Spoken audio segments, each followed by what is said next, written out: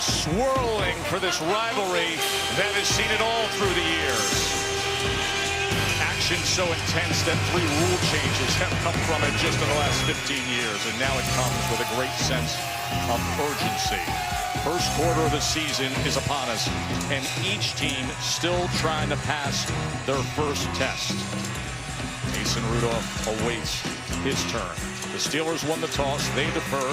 The Bengals will receive. And that means Chris Boswell will be getting the night going, as Alex Erickson is back deep for the Bengals. Steelers have won their last 8 games against the Bengals, including the postseason, as here is Erickson on the return. As he is met after a 19-yard return. So Andy Dalton against the AFC North. It is that time of the year, and he's had great success against the Browns.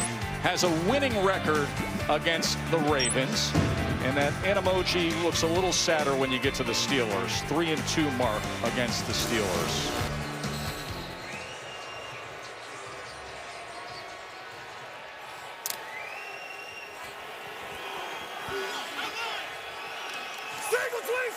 Talented Joe Mixon directly behind the 9th-year pro out of TCU.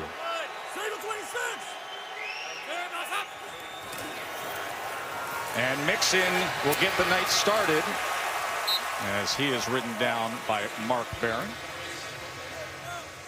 Mixon last year led the AFC in rushing, but was 4th in the NFL. But that is what they need to get going this year. After 3 games, they only had 126 rushing yards. Yeah, they're last in the NFL in rushing, and I think that's going to be a point of emphasis tonight, to come out in 11 personnel and try to get Joe Mixon going.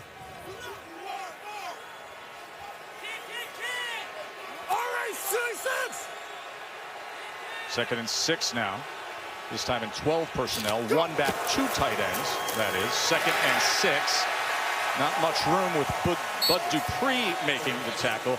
The concern with Cincinnati is the left side of that offensive line. They've been mixing and matching. Jonah Williams was drafted, suffered a season-ending injury. Cordy Glenn still not available. And then when it comes to the skill positions, greatly talented, and especially with speed with Ross and Boyd. A return home for Tyler Boyd to this area. Well, this is a big down for the Cincinnati Bengals offensive line. The tackles have to hold up against T.J. Watt and Bud Dupree. 3rd down and 5. Empty look for Dalton.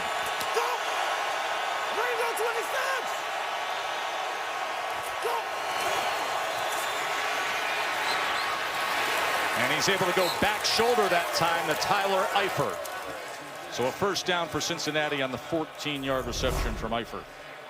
Yeah, just take a look at the pass protection. I think that's going to be key. Can the tackles hold up? You got Smith, you got Bobby Hart against Dupree and T.J. Watt. That's a clean pocket.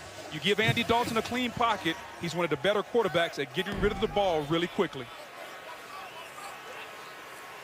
Little 55, Lucky 55.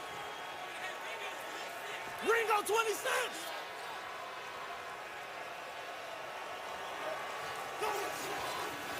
There's Dalton to pass again, and a crossing route to Boyd, and he goes past midfield for another Bengals 1st down. 15 yards there from Tyler Boyd. Yeah, the Steelers come with a little corner blitz, little nickel there.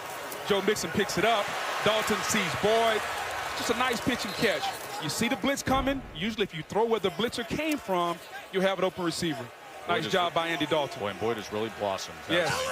24 catches for week 3. That was 4th best in the NFL.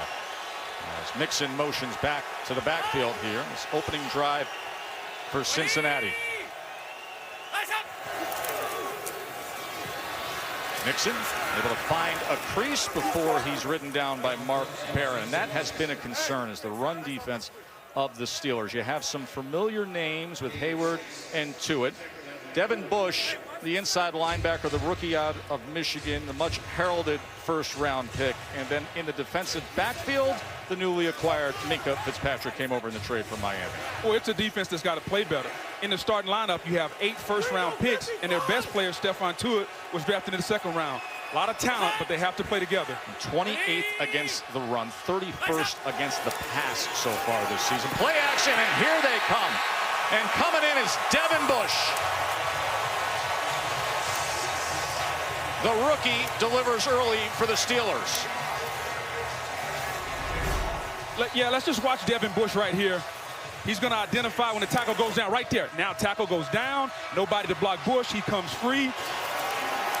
Cincinnati's offensive line, number 68, Bobby Hart, has got to pick up. You can't double team Stephon Tuitt when you have a free backer running. And now Pittsburgh gets you in an advantageous situation for them. It's 3rd and long, and that's what they love here in Pittsburgh. First sack in the career of Devin Bush, and it puts him in a hole. 3rd and 14. As they set up Mixon reverses course and can't get to the outside as good pursuit comes in from Joe Hayden.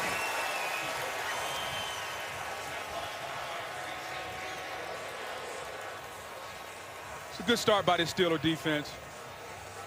Getting off the field, get a sack, get the terrible towels going. That's what this Pittsburgh Steeler defense is known for, stopping the run and getting after the quarterback. Good start so far tonight. It's now 11 games without an opening drive touchdown for the Bengals. 11 straight.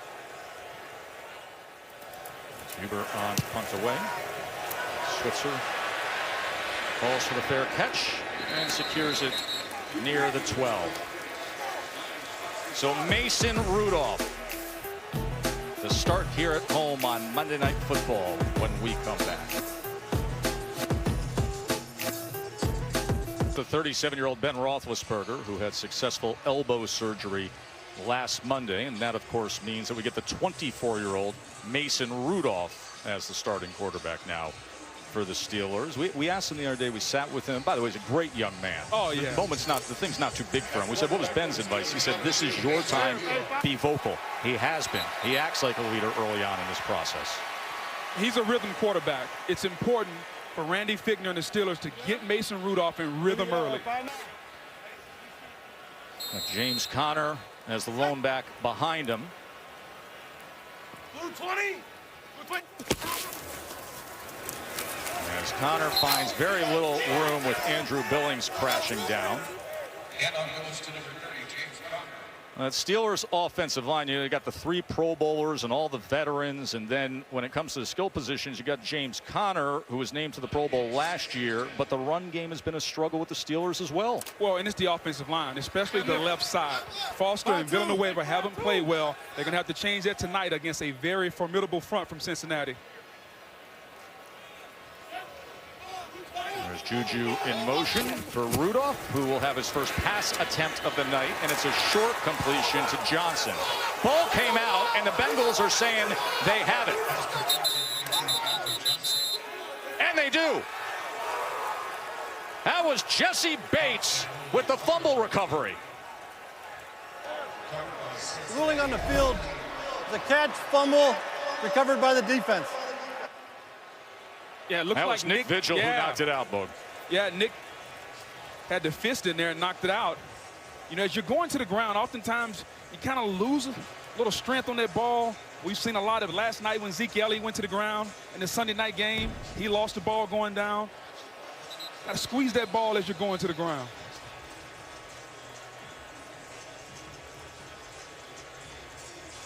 So that Bengals offense who came out and had to punt it away, gets it served up in prime position here.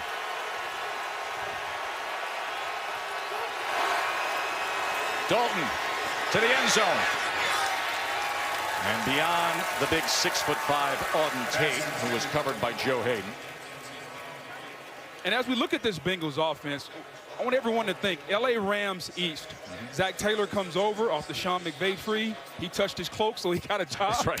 And so now he's running the Bengals, 11 personnel. 1 back, 1 tight end, 3 wide receivers. You're going to see that all night long. That's their primary personnel grouping. There's a 36-year-old Zach Taylor, head coach of Cincinnati. 3-step for Dalton, quick to the outside, and this time does connect with Tate, who's ridden out by Hayden. Number A.J. Green, who suffered the ankle injury on the first day of training camp. You know, this was one of those games that was circled for the possible return, but it's going to be a little bit. You know, I talked to him on the field before the game. He says he's feeling good, still not ready to go. You got to remember, he's got a contract on the line coming up, so he wants to make sure that he's very healthy. This is a big down, though, for this Cincinnati Bengal offense. You've been struggling, you get a turnover, you want to capitalize with a touchdown and not a field goal. 3rd and 4, a spot they've been looking to Tyler Boyd on this year. So after the fumble, what do the Bengals come up with? Off the fingers of Eifert.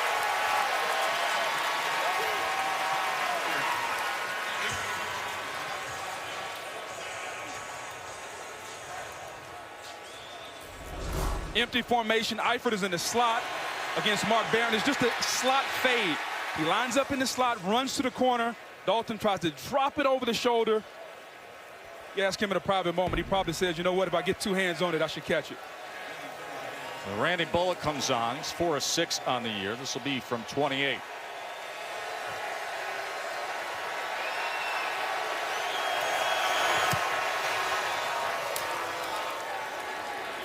So the fumble cost them 3. Johnson coughed it up. Bates had the recovery. Field goal on the board for the Bengals.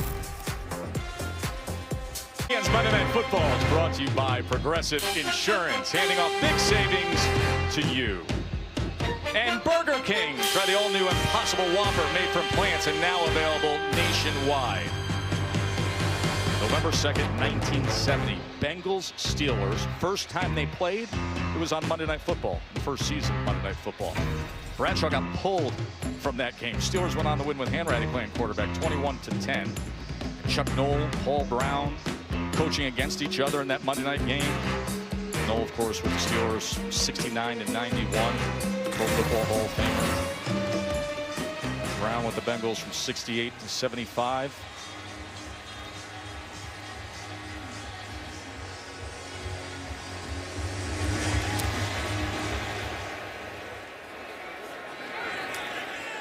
Well, moments ago, we picked up Juju Smith-Schuster consoling Deontay Johnson after that fumble.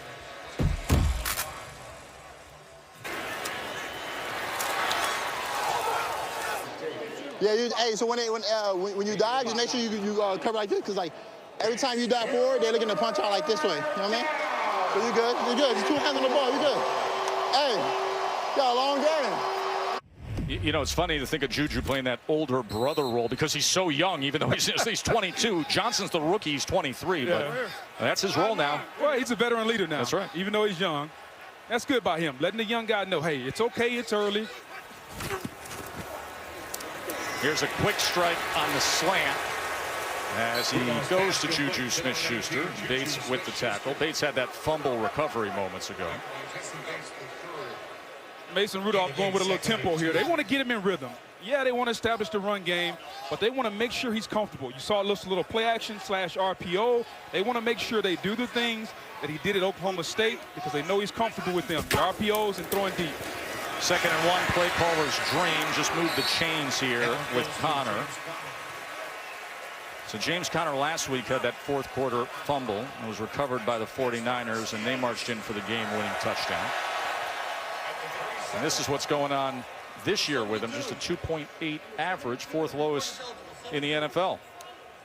Well, they got a first down. Think about that. I mean, the Steelers came into the game only having 43 first downs, 3rd fewest in the NFL. You juxtapose that to the team that has the most, the Baltimore Ravens, 110. So they need to get first down so they can possess the football.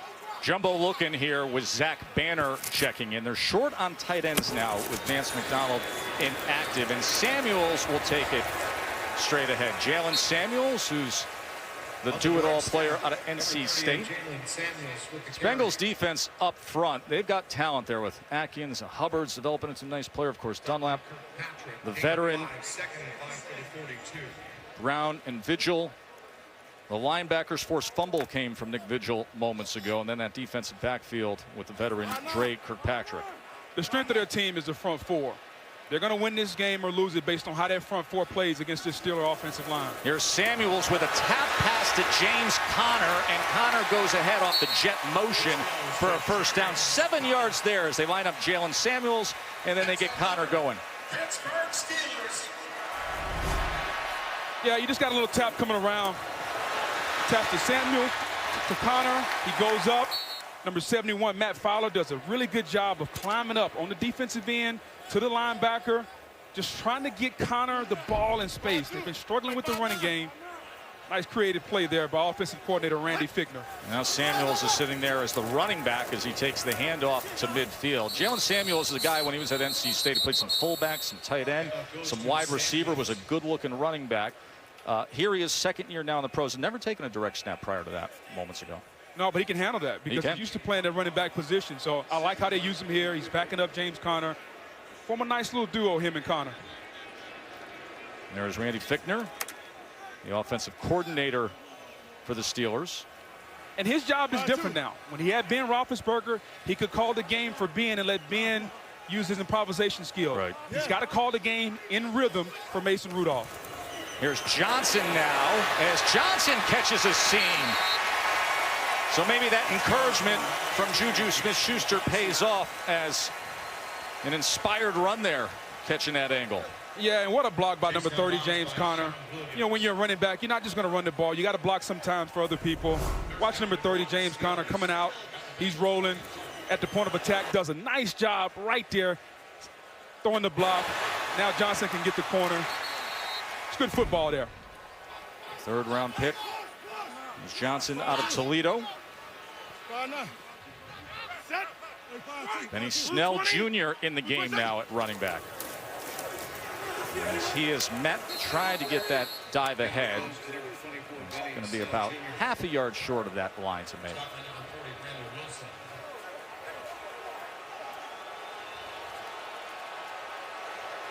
Third down conversions, that has been an issue early on in games. And now here a 4th and short. And I don't think there's going to be any hesitation right here. You're Mike Tomlin. You're 0-3. You got your backup quarterback in. You're at home. It's Monday night. I think it's time to tell this offensive line, hey, we got 3 Pro Bowlers. Let's line up. Let's go to work. 8th play of this drive, a 4th and 1. 64% over the last 10 years, 4th and 1 is converted in the NFL. And a timeout is going to be used by the Steelers to discuss it. 13th season for Mike Tomlin. We already dug into the fact that we haven't seen the typical Tomlin-esque defense taking the field this year.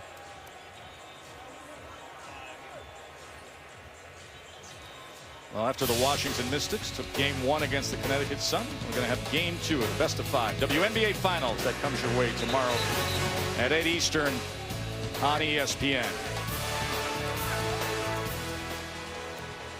You know, Joe, you were talking about Mike Tomlin. I think he's one of the more underappreciated coaches in the National Football League. You know, we can talk about a lot of stats and all the numbers. I think the best number that describes him, he's won almost 65% of his games. And to me, that says a lot. He never had a losing season. Yeah, had that 0-4 start in 2013, but ended up 8-8. Here's your 4th and 1. James Conner not going to get it.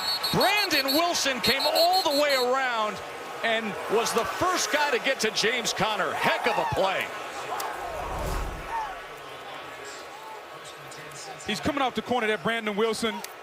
Pittsburgh just doesn't touch him whatsoever.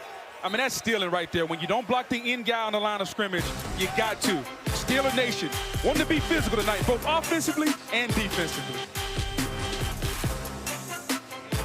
Bug, how about this game next Monday night?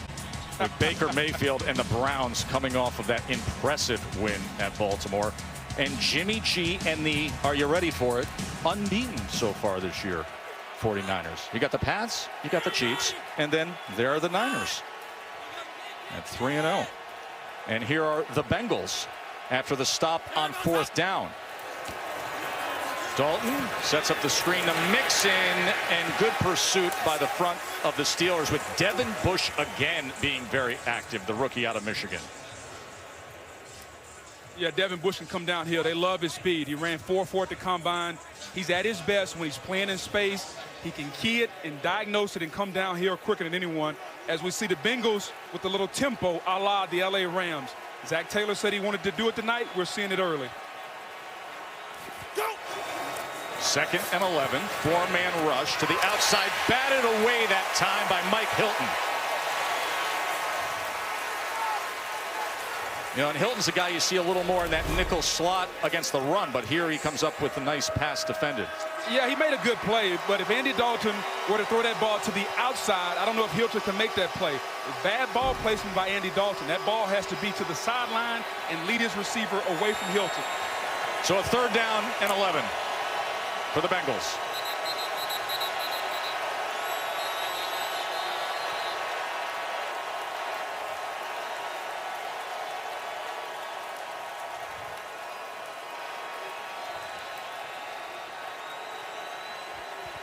And this is the down that Steeler Nation loved. When Dick LeBeau was the defensive coordinator, it was fire zones. It was blitzes coming from everywhere.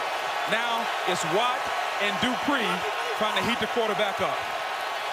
See Devin Bush in that A gap, giving the look of it, and then he backs off into coverage. 3rd and 11, pressure on Dalton, floats it, and it should have been picked off by Joe Hayden, but he drops it as Cameron Hayward, who had left to go to the locker room moments ago, was the one getting the pressure against Andy Dalton.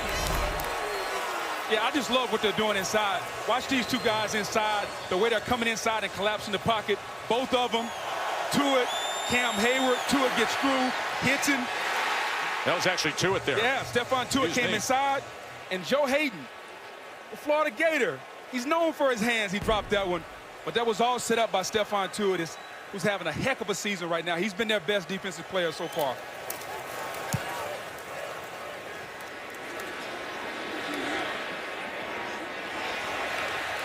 And it goes in for the touchback.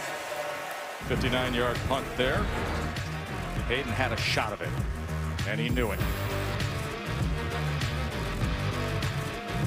Tomlin all those years with Ben Roethlisberger as the quarterback, and now he's got the 2nd year Mason Rudolph. Tomlin, we asked him the other day, what do you make of where he is? He said, I like Mason's trajectory, likes the look in his eye, how he communicates. Says you can see it in the midst of battle with him. Yeah, I mean, he's got a chip on his shoulder, Joe, because he felt like he's been undervalued at the combine, coming out. You know, he wanted to go to LSU. LSU chose another quarterback over him. So he's had this chip on his shoulder, and he plays with it. Look, you got to make those calls down the Baton Rouge. You got to be better than that. Here we go on Jalen Samuels as he was running behind the original jet motion. Well, he comes from a very athletic family. His father, Brett, was a linebacker at UNC. His brother, Logan's on the other side of the ACC. He plays D-end at Clemson. That was a heck of a game this weekend, by the way. And then his mom, Jamie, she was a track and field star at Liberty. Athletic family, huh? And then here is Mason at 6'5", 235. 3rd round pick by the Steelers in 2018. Here's Samuels again, who is showing up as a big part of the game plan early on. As he goes for 5. And well, you know, that'll give him a first down. They're trying to figure out a way to get yards in the running game. I realize that was a tap pass, but it's essentially a run. They're trying to manufacture yards to get first downs. 3rd fewest first downs in the league coming into this game. Mike Tomlin told us they just got to possess the football. If we can possess it and get this offense in rhythm, we feel like we can move it. Well, the defense came up with 7 takeaways in the last 2 games, and the offense scored 16 points off of that. That's not good. You got to do better than that exactly. when you're being handed the ball. Last week in San Francisco was a great example of that. James Conner now. He's going to probe that left side. There just wasn't much there that time. And a flag comes in, and that is first penalty of the game.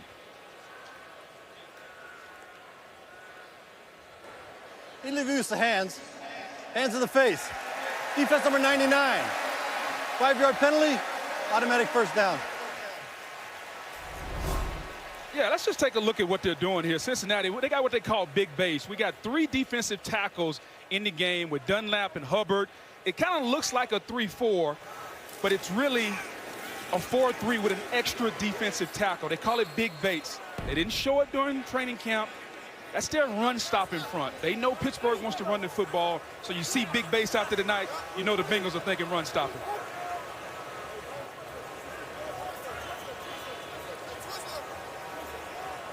Rudolph checks at the line here. Fresh set of downs for Mason Rudolph.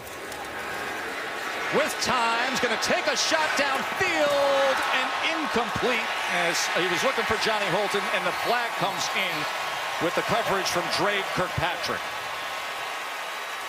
And this is exactly what the fans wanted to see more of this week, is pushing the ball downfield with Rudolph.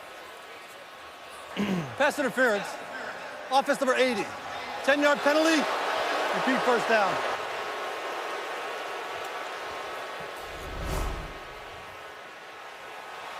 Holton going against Kirkpatrick there. I don't see much there. I think that's just normal hand feel, no push, no shove, incorrect offensive pass interference. John Perry, our officiating analyst. John, we typically look for the extension of the arm where the elbow flattens out. And here now comes the challenge from Mike Tomlin. You know, and Tomlin had a very frank discussion with us in terms of replay review and when to throw the challenge flag the other day. He said, listen, I don't know if I can trust it because it feels like it's a moving target to me. I don't know necessarily what the outcome is going to be. Pittsburgh is challenging the ruling on the field of offensive pass interference. Timeout. So Mike Tomlin throws the challenge. See if they can get this overturned when we come back here to Monday Night Football.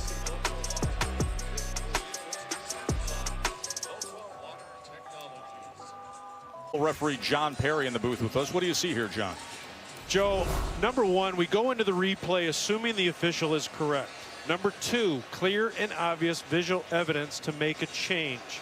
I like this as not being offensive pass interference. There is a left hand feel, no push, no shove, no separation, but will it be enough for Al to make the change? Here's Bill Vinovich. Heads up this crew tonight. After reviewing the play, the ruling on the field stands. Pittsburgh is charged with their first timeout. So Mike Tomlin challenges, and you hear the cascade of boos. Well, they talked about the rule came about with OPI and DPI for clear and obvious. And, you know, Mike Tomlin says, I really don't know where the line is right now. The coaches are confused. We're confused. And I'm sure America is confused also with what pass interference is. And Mike Tomlin's on the competition committee, yes, and he's confused. So Pittsburgh is now down to one timeout because of that. And it's a 1st and 20 as it stands. Mason Rudolph trying to extend the play here, and he does so as he gets it complete to Nick Vannett, who was traded to the Steelers from Seattle this past week. He's doing his best Ben Roethlisberger. He says, you know what? I'm not Big Ben. I like playing in rhythm. But you know what? I can move around a little bit in the pocket. The thing I love about it, he doesn't panic. He stays calm, and then he finds an open receiver. It's not always going to be on script and in rhythm. Nice job there by Mason Rudolph. With 11 yards back, leaving them with a 2nd and 9. Now set up the screen here to James Conner. As Conner, good job of keeping his balance and surging ahead to move the chains with 11 more yards.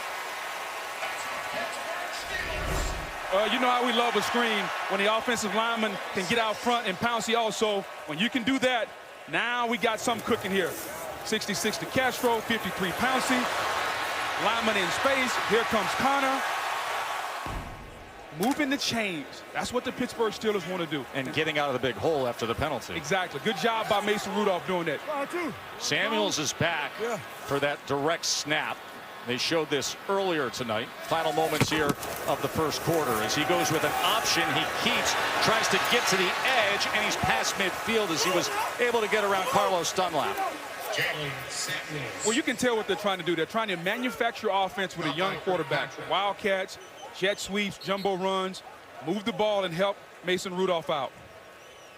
So the Randy Bullock field goal, our only score of the night so far.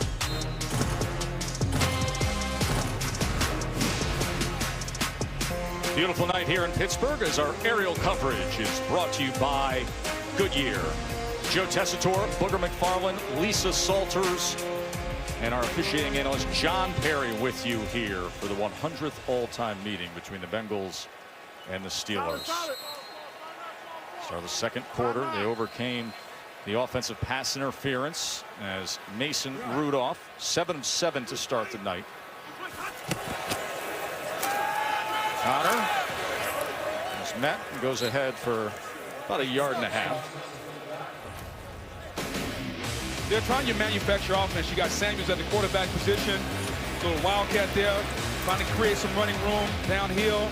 Then we're going to come. Samuels, a little tap pass. It's essentially a run to Conner. And I love the ability to create room, to create running yards. They're having trouble blocking with their offensive line. So they're trying to manufacture offense. They have a young quarterback trying to take some of the load off him. Randy Fickner being creative here early on. Jalen Samuels moves over to the slot. They only bring 3 on 3rd and 4, and that had no chance. It's perhaps some miscommunication with Rudolph and Juju.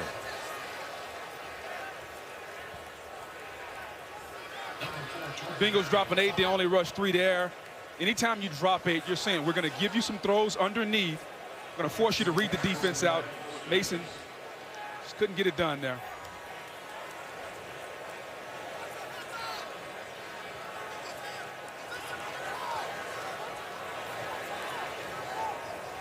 Jordan Berry, big 6'5" Australian native, on the punt away to Erickson. And the snap was off to the right, but he secures it and skies this. And a fair catch near the 10-yard line. So the new era for the Bengals begins with that guy, Zach Taylor.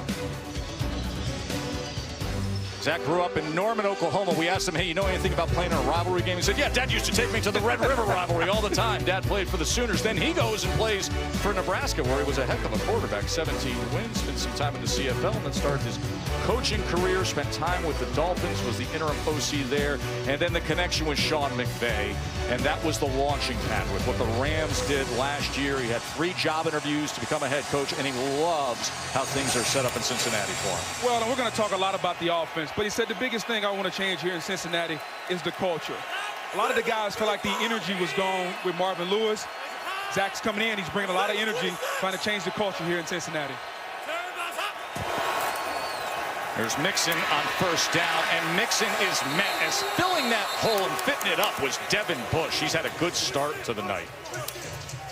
Remember, the Steelers traded up to the 10th overall pick in this past draft to take Bush.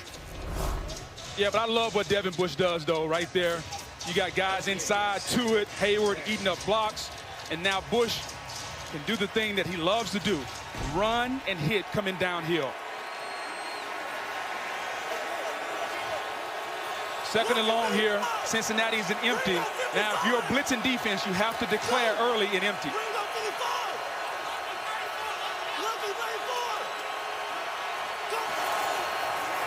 Here's Dalton inside his own 5 as he tried to go underneath to Eifert, but Eifert had Bush right on top of him.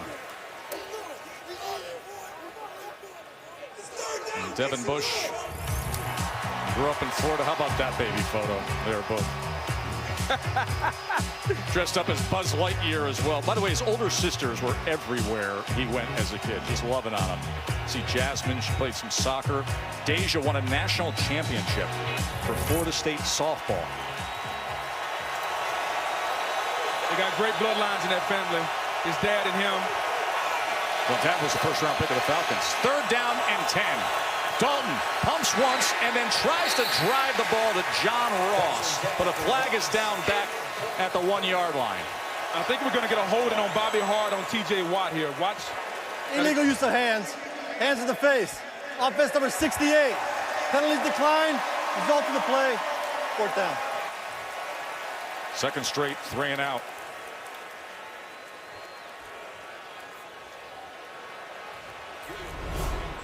Yeah, Watt's going to be an issue. Hart's got to figure out a way to handle him coming around, hand to the face as he dips that rip there. Just got to lower your hands if you're Bobby Hart. The Bengals tackles are struggling, both he and Andre Smith. And now a great opportunity for prime field position with Huber lined up halfway in his own end zone to punt this out to Ryan Switzer. A little finger pointing up front. The Steelers are signaling that there was movement. Ball start. Offense number 55. 5-yard penalty. Still 4th down. It's Leroy Leonards who plays on special teams. So now Huber will have those heels just inside that back line by about a yard.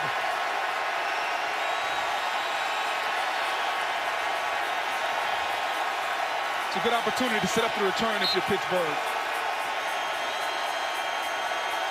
See if Huber can play keep away. Instead, he skies this, and it forces the fair catch. 41-yard punt with a 4.75 hang. T.J. Watt is getting after Andy Dalton. Now, Big Ben's got the elbow wrapped, and he's got the headsets on tonight. Of course, since the Steelers drafted Roethlisberger in 2004, he has been the standard bearer. 216 starts, winning 67%.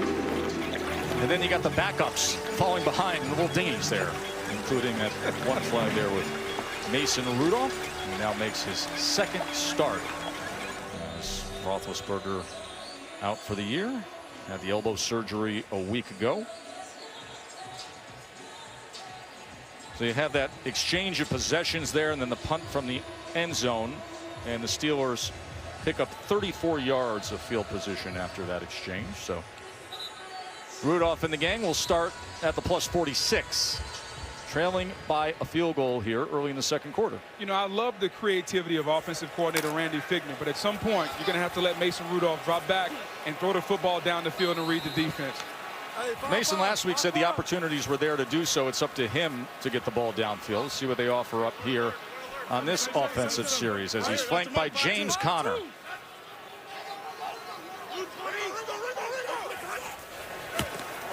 Play action. Rudolph, as he will go underneath to Conner. That gives us a chance to check in with Lisa.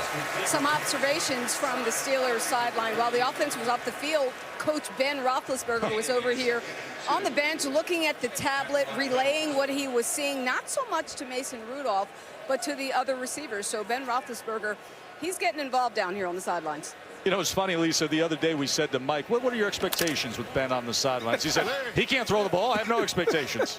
I don't know. He basically said, I don't care if he shows up at the stadium. It's all about Mason. Ben went from not being at the stadium to having a headset on. Yeah, that changed quickly, didn't it? 2nd and 2. Here's a sprint right and an easy catch for Samuels in space as finally run down by Reynolds and a first down with that 9-yard pickup from Pittsburgh. Yeah, I just love what they're doing, though. The offensive line flows one way. It's a reverse pivot by Mason Rudolph. Throws a nice little pass to Samuel. Just moving the football down the field, creativity. If the standard running game and standard offense is not working, I like what they're doing so far. Well, it's the short game. Yes. The tap passes, the swing stuff, and here's Samuels again getting the direct snap. And you have Cincinnati in their big base run-stopping defense. Here they go again with Samuels. As he is wrapped up by Billings and the gang. So you talk about just getting him in a rhythm. I mean, 7 of 8 passing, but it's all short passes. In fact, his average completion entering this drive was behind the line of scrimmage, was -0.1 yards. Yeah. Well, it's okay. It doesn't matter where it's at as long as you're moving the football down the field. I like the creativity, but they have to figure out a way to get him to throw the football down the field and read the defense. That's where this offense is going to move. With Ben Roethlisberger, it was a big play offense. They're trying to ease Mason Rudolph into that.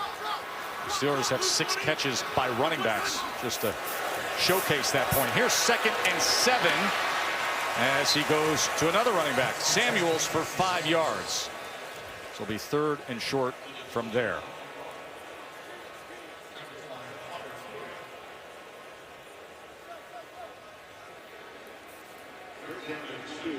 See number 88, Nick Van Att, who came over in the trade from Seattle. He said, I feel like I've been waiting last minute, cramming for a test, trying to get this playbook and the offensive scheme into his head. Vance McDonald is out with a shoulder injury. Xavier Grimble is on the injured reserve, so they're down 2 tight ends, and they make the trade for Nick. 3rd and 2. Rudolph, how about it? James Conner, touchdown Steelers.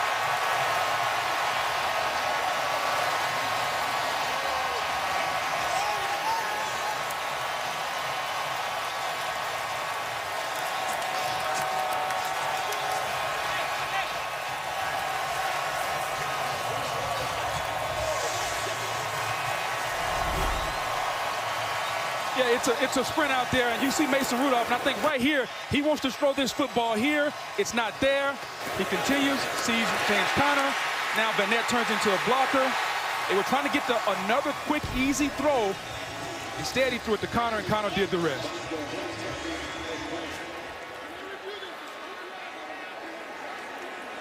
Well, he talked about the defense doing their job and then forcing the punt out of the end zone, and that exchange of possessions, giving them the better field position. Rudolph manages it there as Boswell adds the extra point.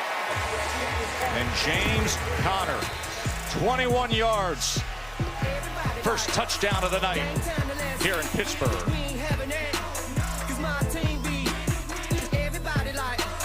Well, this was moments ago as Mason Rudolph got it to James Conner, who would go in for a 21-yard score here.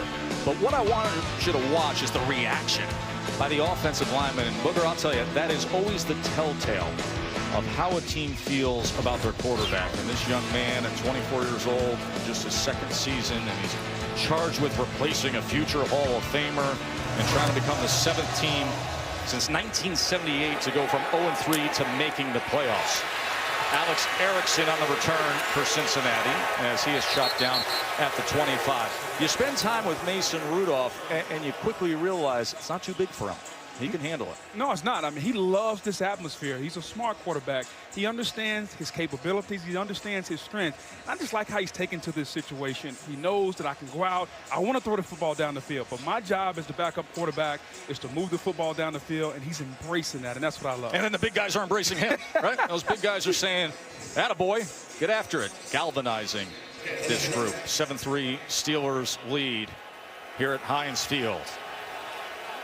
He's 11 of 12 for 95 yards and a touchdown. A short passing game, getting the ball to the running backs has worked out so far for Mason Rudolph. Now here's Joe Mixon as Mixon hits that hole quickly and surges ahead for 10 yards. You know, anytime you're going to run the football, let's watch number 83 here, Boyd. Watch how he gets up and gets a seal here. A la the Los Angeles Rams, their wide receivers do a tremendous job in the run game blocking. You bring that offense here, the wide receivers here. Boyd, A.J. Green, when he gets back, they're going to have to block in order to run this inside and outside zone scheme. They're going to claim this as second and about an inch here after that. Dalton fakes the pitch and then has to throw it away, so it'll be 3rd and short. That was Ethan Carter coming around in that orbit motion there.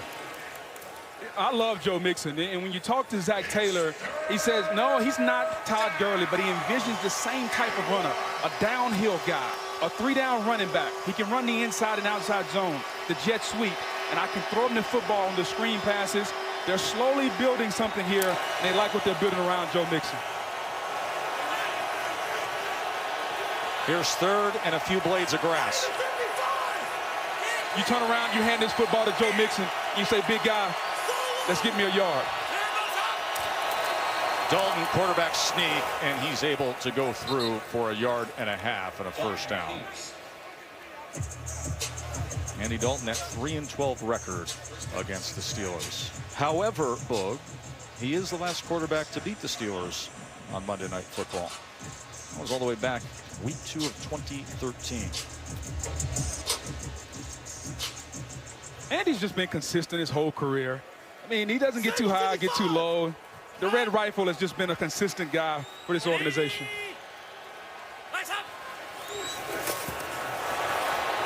Quick strike, what a catch. Pass is complete. John Ross. That was John Ross who goes up and snacks it. It was thrown slightly behind him. When you're a running back, you got to pick up the blitz. Let's watch my man, Joe Mixon. Good night.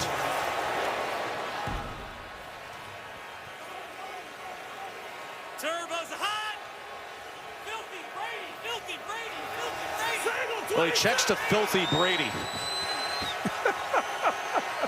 Turbo's hot. And Mixon able to lunge for 4 yards. To Nixon to the 45. So Andy Dalton, tonight he moves ahead of Boomer Esiason on the list of most regular season starts by a Bengals quarterback, 124. That is what he's done in career regular season starts, 124. Kenny Anderson at 172, and there he is, one ahead of Boomer.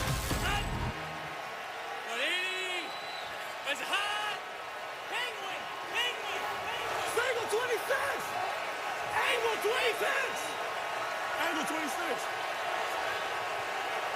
Turbo's up. 2nd and 5. Dalton with a lot of time, and on the crossing route, he gets it to Tyler Boyd, who grew up 15 minutes away from here. Boyd just finds a hole in the zone. And not only are they bringing the Rams offense, you're hearing a lot of the same terminology. We hear Jared Goff saying turbo, turbo. He wants the ball quickly. We hear Andy Dalton saying the same thing. Left. So 13 yards there for Boyd. Easy, easy. Hey, white roll. Solo 26. Turbo's up. Nixon taken down from behind that time. Nixon, the ball carrier. You know, when we talked to Zach Taylor, I asked him, why are you using so much 11 personnel, which is one tight end and one running back? He said, you know, it regulates the defenses. I know exactly what I'm going to get. I know the blitzes. I know the defensive signals. And so now we know how to call our offense. That's why the Rams, the Bengals, why they run so much 11 personnel. Yeah, you look at the 11 personnel charts, and you always see the Rams up there at the higher percentage, and now you see the Bengals doing it as well. 2nd and 8. To the outside and complete again to Ross for a 1st down. You know, John Ross has really turned his early NFL career around. He went from carrying that label of potential bust to this year, came into this game 3rd in the NFL in receiving yards through 3 weeks. I love what Ross is doing. He's got world-class speed. He backs up Nelson. It's 3-deep zone, so Nelson can't get beat deep, so he's giving him a lot of cushion. And you got to respect Ross. Nice timing rhythm throw there between Dalton and Ross.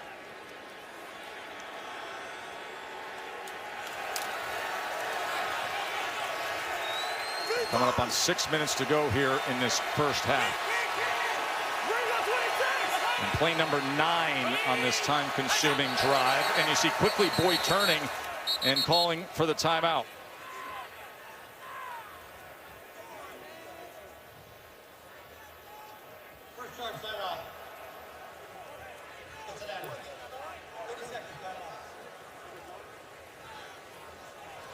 There's Tyler Boyd. We told you grew up about 15 minutes away from here. Played for the Clareton Bears. They won 4 straight state championships and then went to Pitt, where he was with James Conner.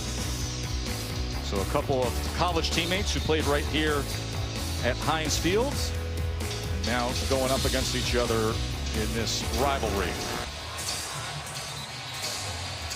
Boyd holds the record for career receptions for the Pitt Panthers. Of course, Conner had a great college career, an inspirational story as well, but 2nd all-time in rushing yards in Pitt history. You know, and Boyd's played well. I think he's only going to get better and be better when A.J. Green gets back.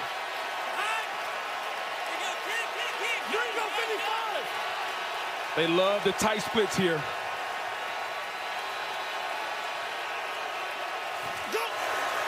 Pressure off the edge. And the ball's out. And the Steelers recover. It was Bud Dupree who chopped down, and T.J. Watt recovers it.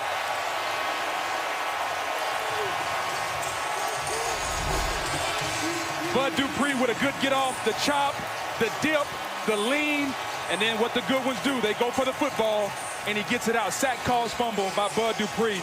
Andre Smith, he's been cut several times. He's been on several teams. And Bud Dupree raising the Steeler Nation here as he gets a sack, calls fumble on Monday night.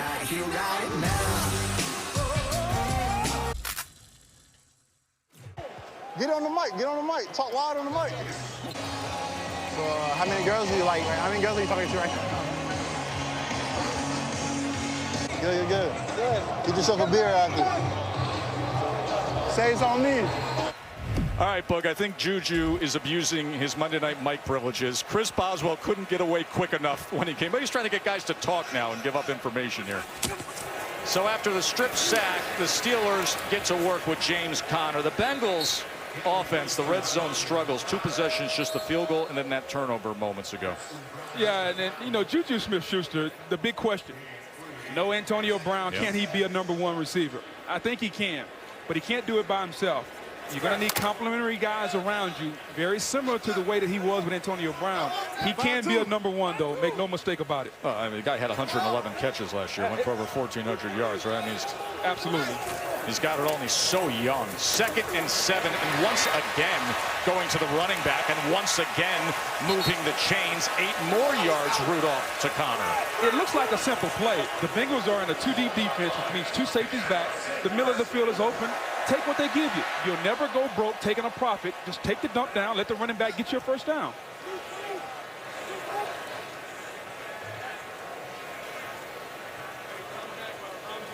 Hey, 5 to the mic. Hey, 5 to the mic.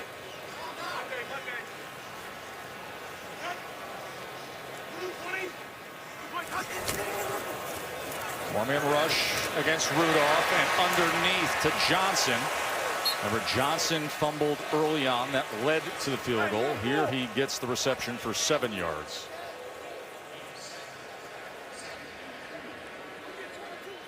I think we're starting to see young Mason Rudolph settle in, get in rhythm, and he looks comfortable Well, it's a game plan that allows for that.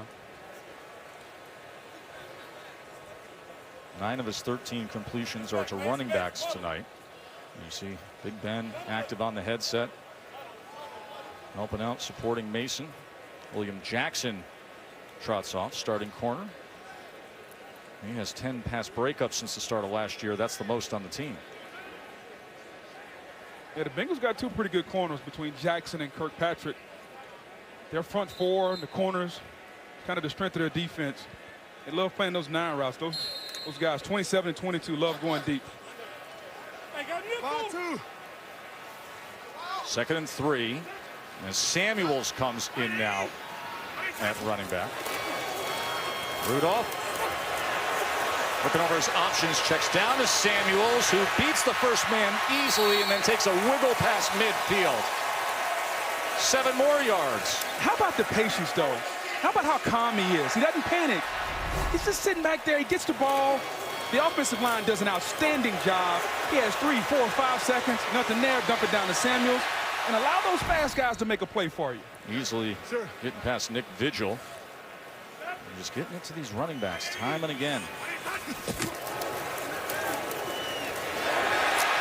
And Connor right through the middle. Samuels right through the middle of this defense for 13 yards. Yeah, but I want you to watch the inside blocking here. Coming off these 3 guys, coming off. They do a really good job of coming off inside and allowing Samuel to find the hole. Those bump blocks, you bump up, you get up to the linebacker. That inside 3. This is what Steeler Nation has been waiting on. We got 3 Pro Bowlers on the offensive line. We should be able to run the football.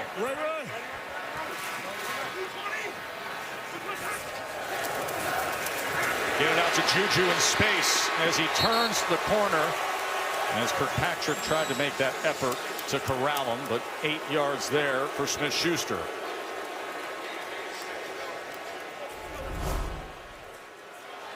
Little motion there. He's looking for the ball immediately. That's the one thing I like about Mason Rudolph. The ball's coming out of his hands pretty quick. When he's got a guy open, he pulls the trigger and lets it go. Set. Blue 20. Blue 20 set. 2nd and 2. James Conner with Washington in front. And look at the room he has there. 11 yards for James Conner. And it's like they're going downhill on this drive. Yeah, they're going to cave this inside. You got Washington here is going to come around and lead Conner there. Nice job there by the tight end, number 88, Van Ness. There's nobody for Washington to block. Running off the edge, running in the middle, the tap passes. I love what they're doing. Steelers on the go with the 2-minute warning. Joe Booger and Lisa with you here. Monday Night Football in Pittsburgh.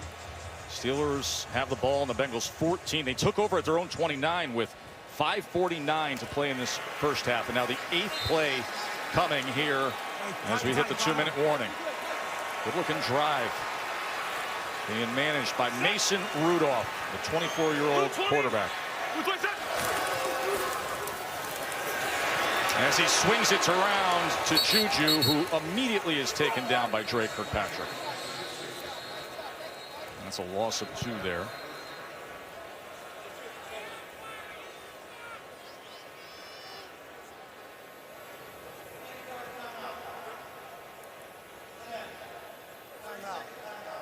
Please reset the game. A little bit of a limp with Juju Smith-Schuster.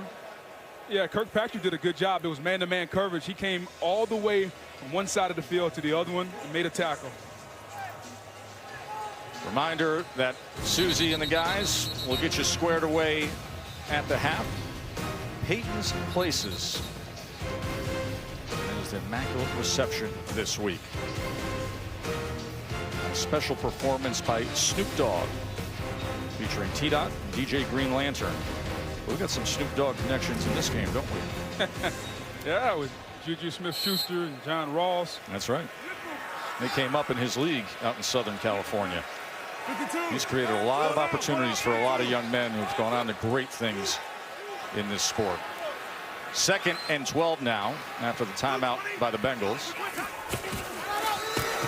Here's Rudolph as he goes inside the 10, and Deontay Johnson is able to hook it up there for a 9-yard reception.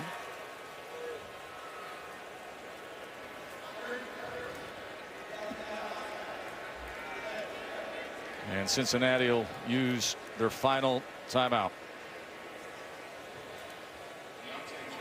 I can't emphasize enough the job they're doing with Mason Rudolph. You know, sometimes you see young quarterbacks. I know he's not a rookie, but a rookie come in, and they'll just throw him to the wolves. I felt like Dwayne Haskins was thrown to the wolves yesterday against the Giants. He wasn't ready for that situation. As we were told a week ago. Exactly. But you have Mason Rudolph tonight. And offensive coordinator Randy Fichtner is doing a good job of making sure this young guy is in rhythm. He's 17 for 18. He feels good about himself. He's confident, and he's playing that way. Yeah, in a short passing game, he's now hit on his last 10 attempts. So let's see how he closes out this first half. 3rd and 2. Samuels. Great job by Nick Vigil.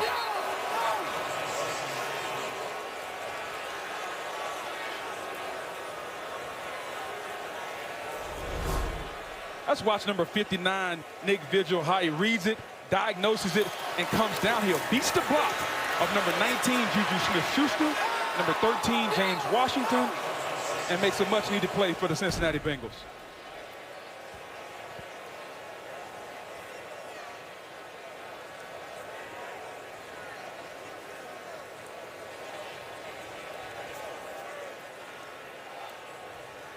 Letting his clock run down here.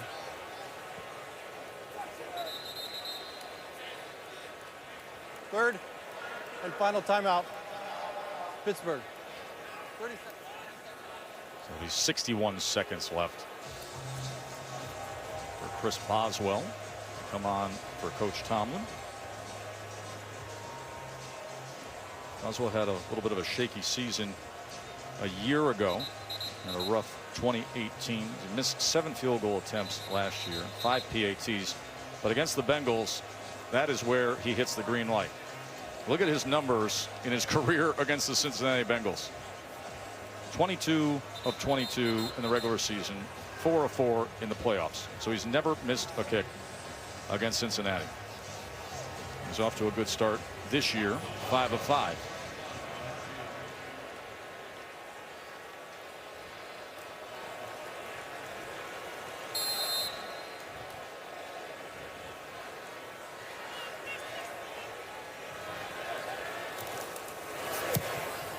Boswell maintains that perfect stretch.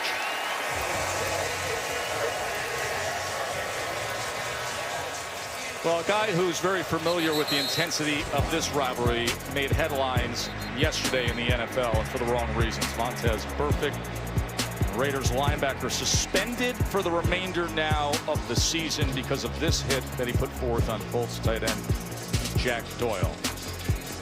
So the suspension, the longest in NFL history for an on-field infraction. Listen, we've all been digesting this, watching this replay for the last 24 hours. it is what it is. It's a repeat offender. You've been on the field in situations like this. What's your takeaway, John Perry? With him, you know, that play is a defenseless player, knees on the ground, can't protect himself. The defender lowers and leads with his helmet. 15-yard penalty. Great job by New York by creating the disqualification. Boog, your thoughts on the suspension? That they just said, listen, you're out of here. You're not coming back the rest of the year. Long overdue. I mean, one time is an accident. Twice is a coincidence. 3 times is a pattern.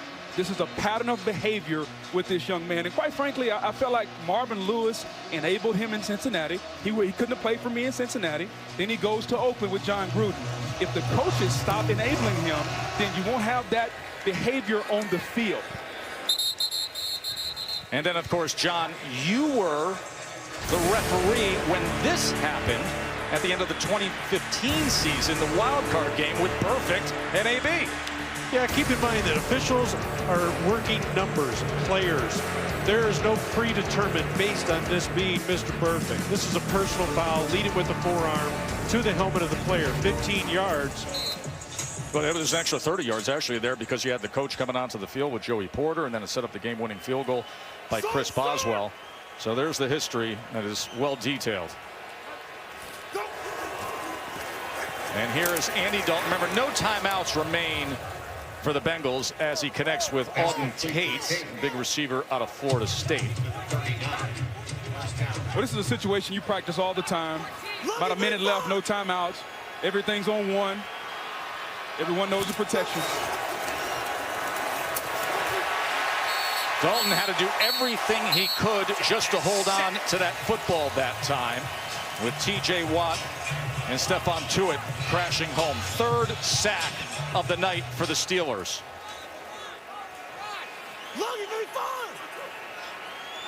And clock counting down to 16, 15.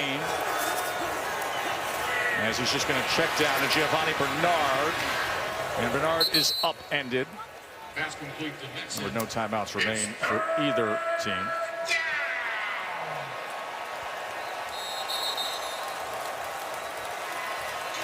(10-3) Steelers. Mason Rudolph did a pretty nice job, didn't he? 17 of 18, 132 in the touchdown. As we get you set for the Genesis halftime show starting right now. Ready for some football.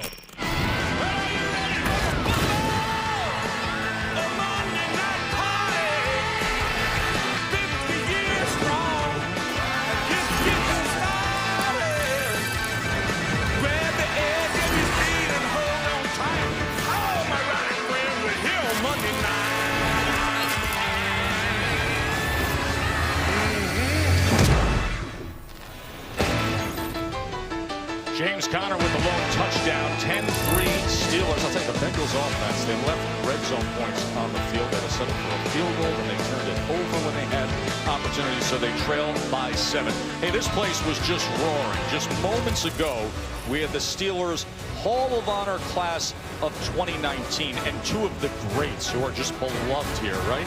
Hines Ward played on 2 of the Super Bowl champion teams, was MVP of Super Bowl 40. And Bill Cowher, who guided the team to 8 division titles, 6 AFC title games, and of course a pair of Super Bowls with the win in Super Bowl 40 over Seattle.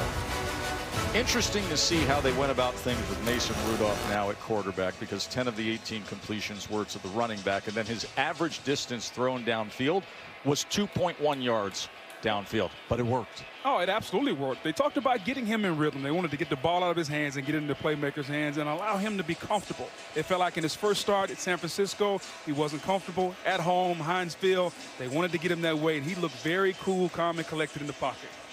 I don't know what he was selling on us the other day, saying, I'm going to push the ball downfield like I did at Oklahoma State. But he was getting it to the running back, and with that, you go 17 of 18 in the first half for a $133, and that touchdown that you saw, the 21 yards on that great effort from James Conner.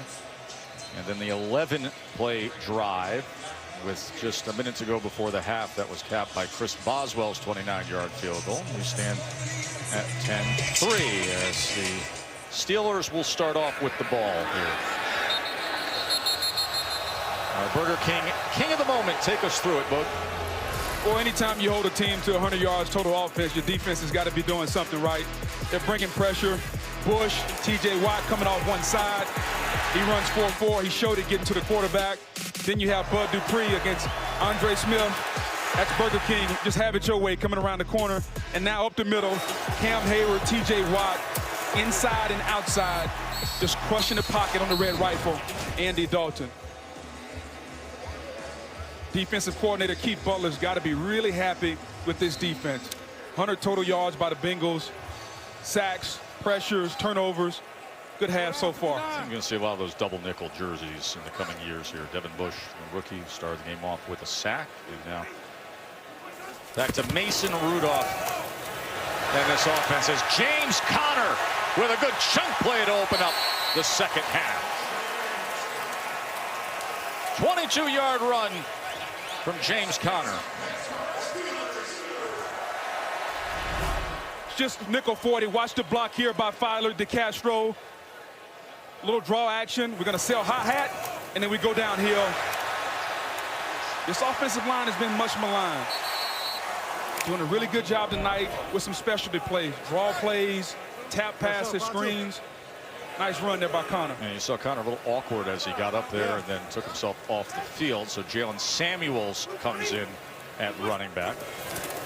And he'll take the ball straight up the middle, and we will check in with Lisa. I will check on James Conner in a minute. First, Mike Tomlin likes what he's seeing out of Mason Rudolph. He says he's doing a really good job managing the game, spreading the ball around. He likes the way he's using his running backs in the passing game, just taking what the defense is giving him. I asked Zach Taylor, how do you generate some more offense? And he said, we're just shooting ourselves in the foot with costly mistakes. Our defense is holding up, he said. Really holding up, but we've got to return the favor on offense. No doubt about that. They need to produce on the other side of the ball. What Tomlin doesn't want to see out of Mason Rudolph is what he has seen in the second half of the last two games. And as he's thrown an interception on the first possession of the second half of the last two games. Here's Benny Snell Jr. with the carry to the right side. That goes for just a yard. As the training staff continues to talk to James Conner as to what happened after that 22-yard run.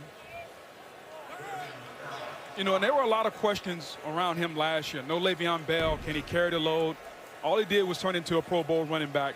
I think he proved that he can carry that load and be that guy here, as he seems to be a little dinged up here on the sideline.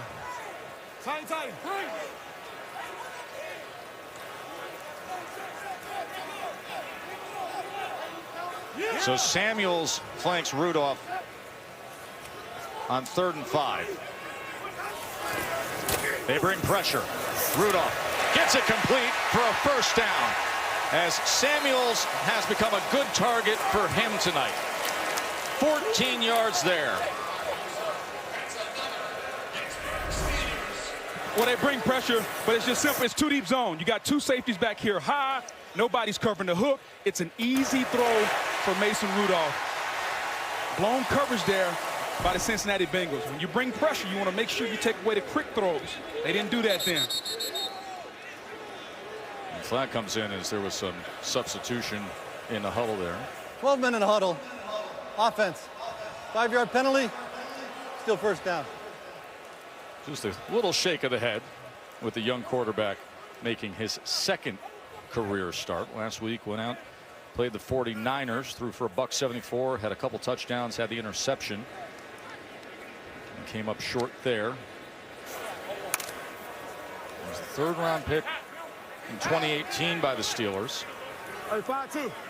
Now the task of replacing Ben Roethlisberger for the remainder of the season. Snell and Samuels both in the game here. So going to line up in the I formation with Samuels in that fullback slot. And now he motions out. And you see Cincinnati's in their big base, their run stop in front. Rudolph, deep drop. And overthrew the check down, looking for Benny Snell. So it'll be 2nd and 15. You know, when Cincinnati gets in that big base, which is 3 defensive tackles, then you have Hubbard, you have Dunlap.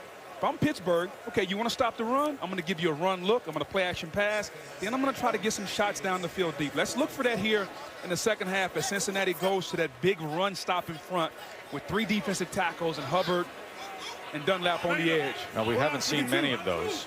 We had the one that went for the OPI. Rudolph with the short passing game and hit on his last 11 passes prior to that. Now it's 2nd and 15.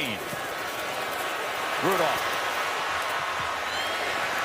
As he throws short and is able to find Van Ness. So extends the play and comes up with something for 17 yards to Nick Van Ness. Is this Ben Roethlisberger back there? No, I'm sorry, that's Mason Rudolph. Look at him doing his best Ben Roethlisberger impersonation. I love that. I love how cool he is in the pocket. He's not panicking. He's taking his time. Who knows that the young guy had a little improvisation inside of him? What's this ball that comes up short, and Van Ness turns around, gets the hands down, and a good job, Rudolph, on sort of the fadeaway, just getting enough into it. And now Jalen Samuels is lined up with the direct snap. And he taps it to Connor, who's back in. That's a good sign for the Steelers, and this is better. As he spins his way inside the 5, and what an effort from James Conner. 21 yards there.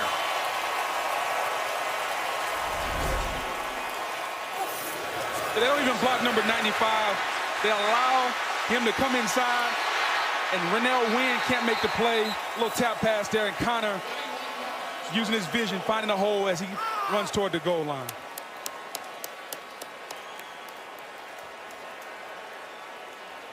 And these are the spots now where this Bengals defense really struggles, as Connor has put them right on the doorstep, and this Bengals defense has allowed a touchdown on all 5 goal-to-go possessions their opponents have had coming into this game. And here it is, 1st and goal. And this big Andrew Billings is on his knees at the end of that play. 328-pounder in his 4th year out of Baylor.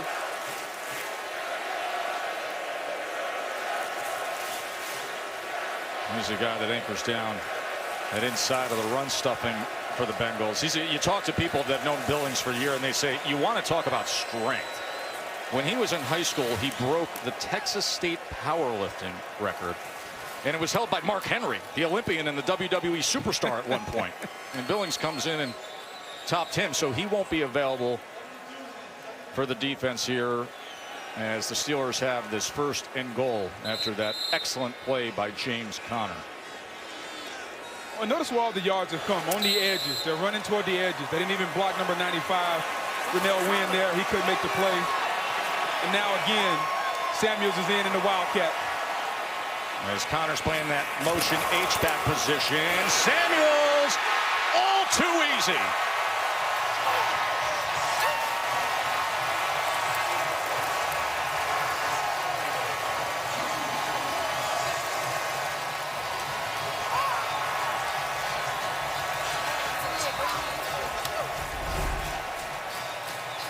And Samuels and Connor put number 30, Jesse Bates, in a bind. He doesn't know whether to take. Connor on the outside. Samuels keeps it. He's got to take one of them. He chooses the wrong one, and that's an easy walk in there by Samuels.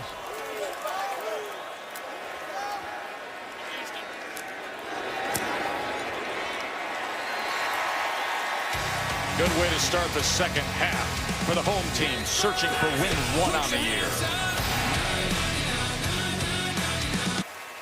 I had a conversation with Mason Rudolph, and we sat down and we just talked about, hey man, like, who do you want to be? He said, you know, I want to be my own self, but I've watched Ben Roethlisberger enough to know how creative he gets, and he never panics in the pocket. He stays calm, he looks around, and he tries to make a play.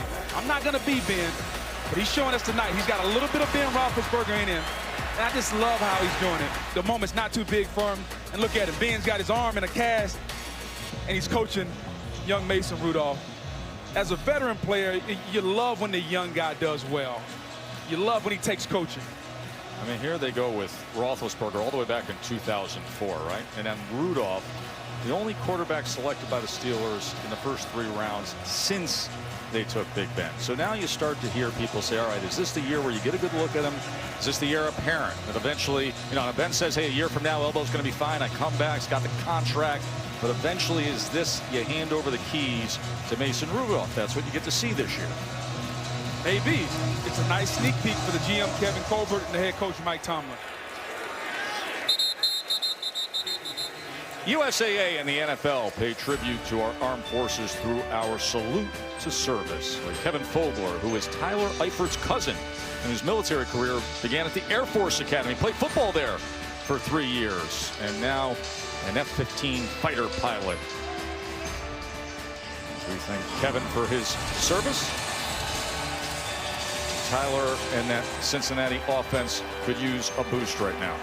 Well, this offense has been its most successful tonight when they've got in rhythm. A first down, up tempo. Let's see if they can do that here on this drive. Dalton gets the ball out quickly, but it's off the hands of John Ross. And Steven Nelson had coverage on Ross.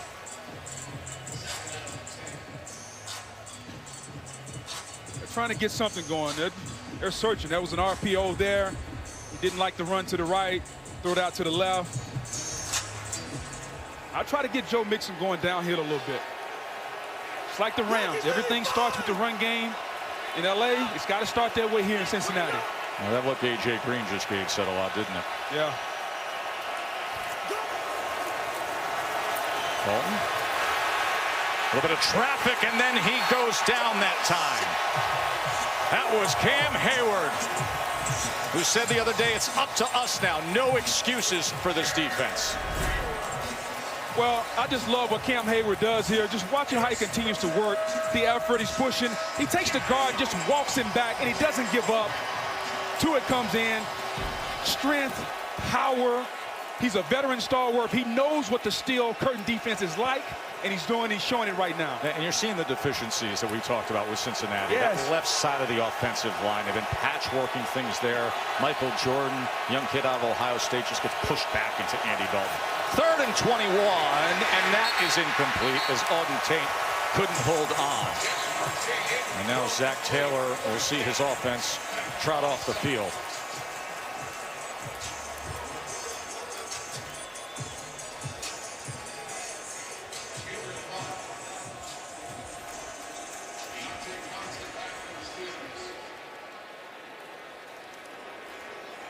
Deontay Johnston will return the Kevin Huber punt. Johnson, the rookie from Toledo.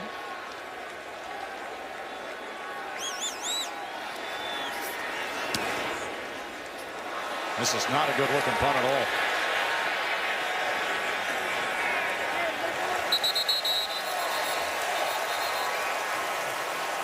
That was only a 29-yard punt there. Connor, and Juju, and Mason Rudolph finding their groove here tonight.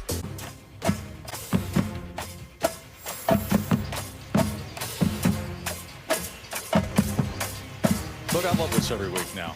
That's the Pittsburgh Steel line. But every week now with the 50th season of Monday Night Football, we'll get some local music flavor to perform the Monday Night Football theme. Fitting here, 100th season of the NFL, 50th of Monday Night Football, and 100th all-time meeting between Steelers and Bengals.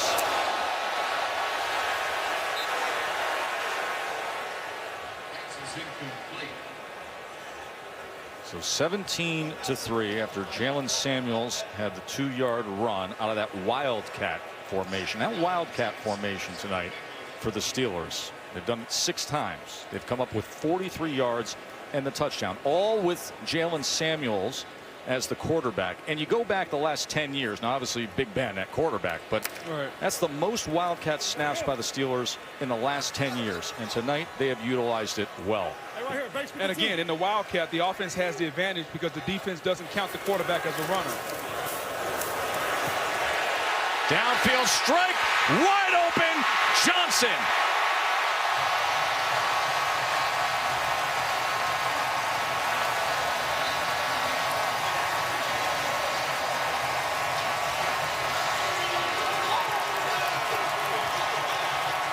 Everything was small ball to the running backs. Then jab, jab, jab, knockout punch, Rudolph to Johnson, 43-yard touchdown. Yeah, it's a max protect look, and then you got Johnson screaming across the formation, and number 27, Drake Kirkpatrick, gets lost in coverage. He wants to switch, but he didn't switch. He didn't get a switch between he and number 22, Jackson. Man, that was easy. He says he likes the deep ball, Mason Rudolph. He got one there. So the young guys, all the years where you had the killer bees, and now you got a rookie in Deontay Johnson, and you got a second-year player in Mason Rudolph. And, you know, Johnson said this week, he said, listen, I like picking Mason's brain. I like asking him what I should try to do and enhance his game. I ask him as many questions as I can. He got the answer right there.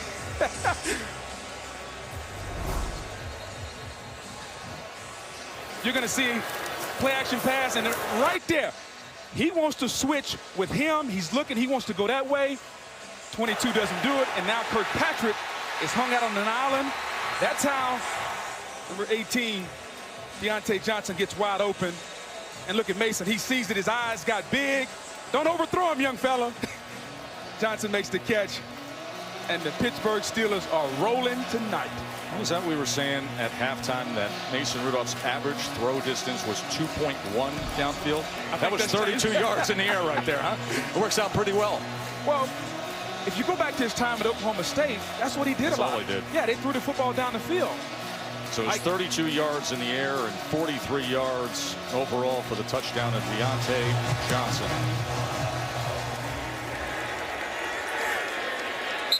You know, after Ben Roethlisberger was critical of the draft pick, Mason Rudolph taking the third round, the new starting quarterback, he weighed in on where the relationship is right now.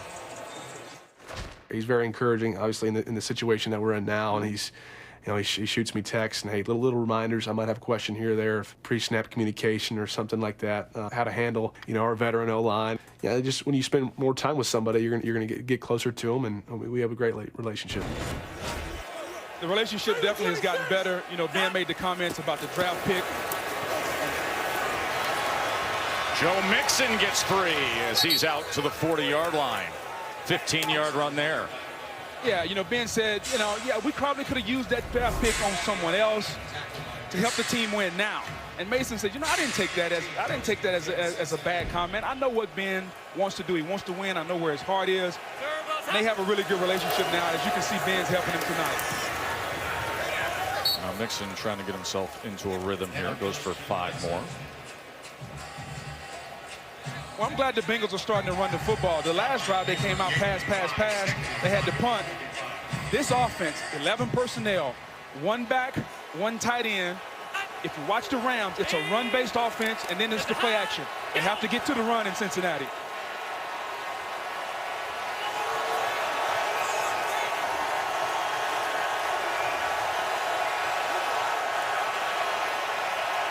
Second and 5. We'll go with the pitch here to Mixon as he leaps and makes his way past the line to make and crosses midfield. That's 6 yards. Fake jet left, halfback flip right. Now, tempo. Let's get some tempo going. You're down 3 touchdowns. Try to get the rhythm going in this offense. Look at Mixon, 220. I still don't understand why these guys keep jumping over defenders. You got some comedy last week in Washington with that.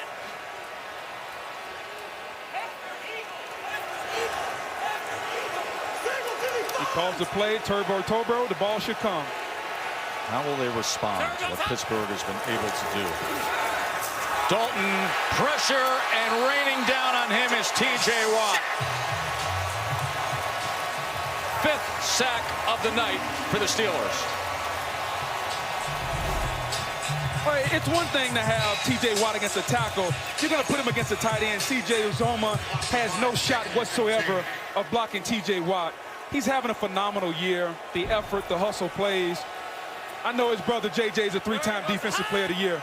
He keeps playing like that, he's going to be right there with him getting one of those awards. Boy, I mean, T.J. had 13 sacks last year, so he's gathering good momentum early in his career here. Dalton turns, gives the orders to Giovanni Bernard, and the play clock runs down. So we'll get the delay game. Offense number 14. 5-yard penalty. Still second down. And now it's snowballing a bit against Zach Taylor and his group. And you don't expect that from a veteran quarterback like Andy Dalton. He's been in this rivalry. He's been in this stadium. He shouldn't get a delay of the game. That's on Andy. Zach's got to get the play in. Andy's got to get it communicated. We have to get ready to go.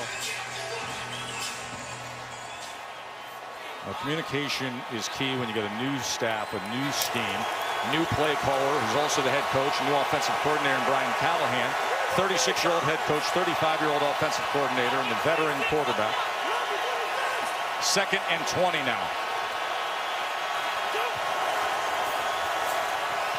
Dalton. As that's incomplete, as he was hoping for anything from Joe Mixon just to survive that scenario. And now 3rd and 20, and they'll be coming after him.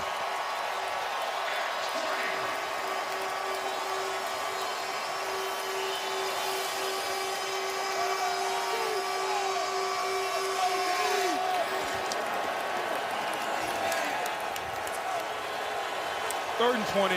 It's highly unlikely this is a first down situation for Cincinnati. Safe play, screen, draw, try to pick up. Maybe you break a tackle, maybe you get the first down that way. And they take him down again. Right through the middle came Hargrave.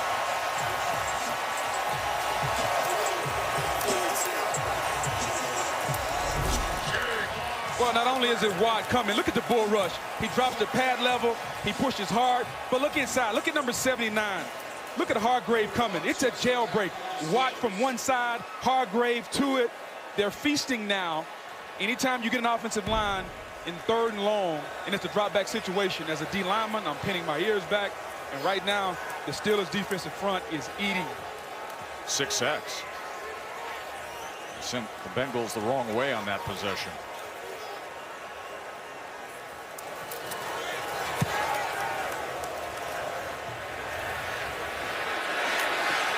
Switzer trying to get to the outside.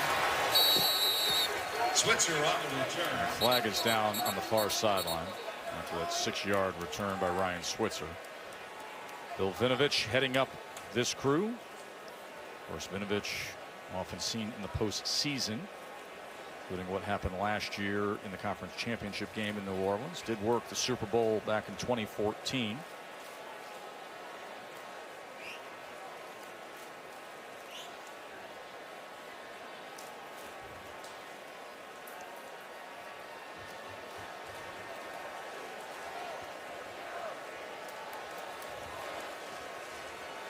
This is the lone crew of the 17 officiating crews that was kept fully intact this year. Player out of bounds on a punt. Kicking team number 40. 5-yard penalty.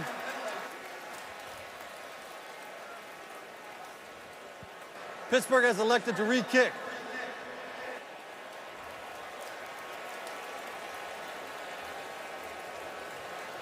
Well, Bengals took advantage of the turnover early, had the field goal, then Steelers started to find their groove a bit with the short work to the running backs in the 2nd quarter, and then in this 3rd quarter it is opened up, including moments ago what we saw with Mason Rudolph going downfield to Deontay Johnson for the 43-yard touchdown. And you think about how critical the urgency of sitting there at 0-3 and trying to avoid 0-4, knowing what has happened through modern history with starting 0-4. Steelers only have done it one time in the last 50 years. But in the last 10 years, you go 0-4, you're not making the postseason. It's going to be tough. But you get this game tonight, now you're 1-3. You're only one game out of the lead in your division. Thanks to the Browns yesterday. Exactly. As they go on the road with an impressive performance and try to silence the critics, Baker Mayfield, Jarvis Landry, and Nick Chubb. And the Steelers will get Baltimore next week. And obviously a tough task for the Browns on Monday Night Football next week against the 3-0 49ers. So here's the re-kick after the penalty. As Huber skies this, turns it over, and forces the fair catch by Switzer. First down, Steelers. Steelers offense, last 4 drives. Things have gone pretty well, haven't they? 3 touchdowns and the field goal. Oh, the killer bees for the Steelers those years when it was Bell, Brown, and Big Ben, and Le'Veon led the league in scrimmage yards per game, and AB was 2nd in receiving yards per game, and Big Ben led the NFL in pass yards per game. And now the realities of it. Bell's with the Jets, Brown's out of the NFL, Roethlisberger's here but on IR, and the new blood for the Steelers. There's Big Ben.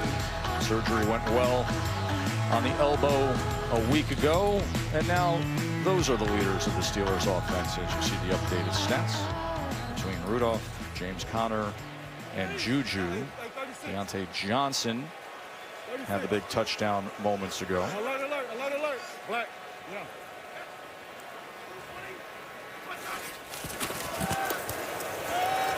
Conner follows the block well. DeCastro is out in front. He's able to go ahead for 6 there. Let's check in with Lisa. James Conner really was looking to have a big game tonight. He told me this week he was not happy with his numbers through 3 games.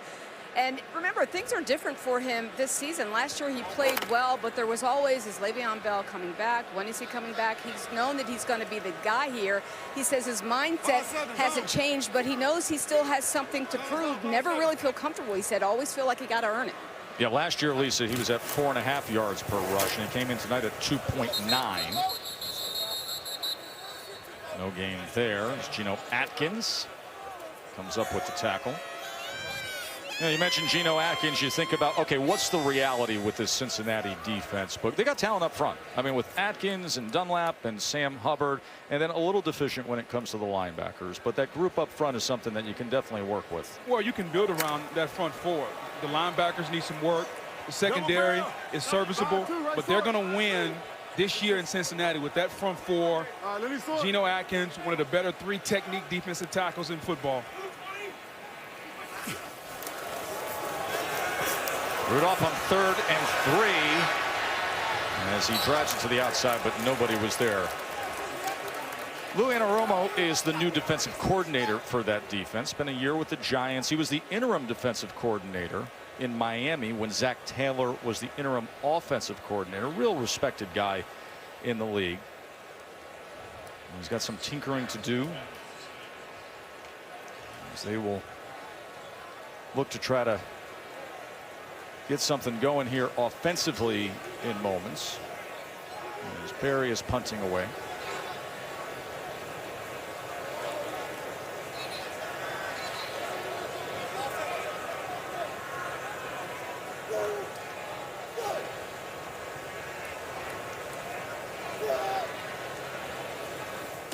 Very patiently lets that clock run down before he boots away.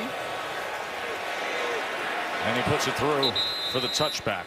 Been a tough night for Andy Dalton. TJ Watt and his Steelers front 7. 6 sacks on the night here at home.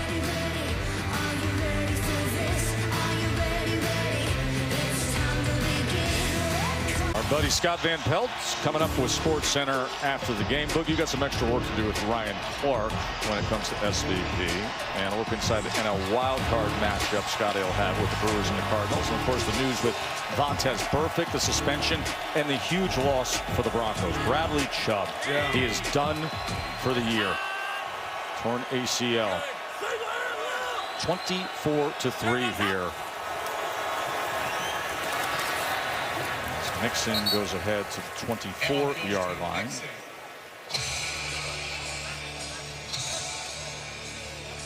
Well, you look at those numbers there for Cincinnati, 105 total yards. It's been a dominant performance by Keith Butler, the defensive coordinator, along with Mike Tomlin, who assists him in calling the defenses. This Pittsburgh Steelers defense is dominated tonight. Well, the Bengals' longest play from scrimmage is only 15 yards. 2nd and 6. Mixon jump cut to the outside, but then waiting on him was Mark Barron and Devin Bush. They're without the services of Vince Williams, the inside linebacker, who's dealing with a hamstring injury. So Barron and Bush have been giving it a go all night long. And I think we've seen this may be the coming out party for Devin Bush. He's got a sack tonight. He's all over the field, sideline to sideline. We talked about the 4.4 he ran at the combine. You're seeing the speed come to life on this field tonight. They saw him come through that A-gap early on, get his first sack of his young NFL career. Here's 3rd down and 6 now for Cincinnati. Dalton drives it over the middle and in cutting route, and it's complete that time to Eifert. Now, if you're Cincinnati, can we get some tempo going here? You're down 21. You're 0-3. Let's get it in rhythm. As Andy drops back, plants his foot. Nice little in cut there. That's one thing. Now, let's move it ahead. Why are we huddling? We're down 21. Just don't feel the sense of urgency from head coach Zach Taylor nor this Bengal offense.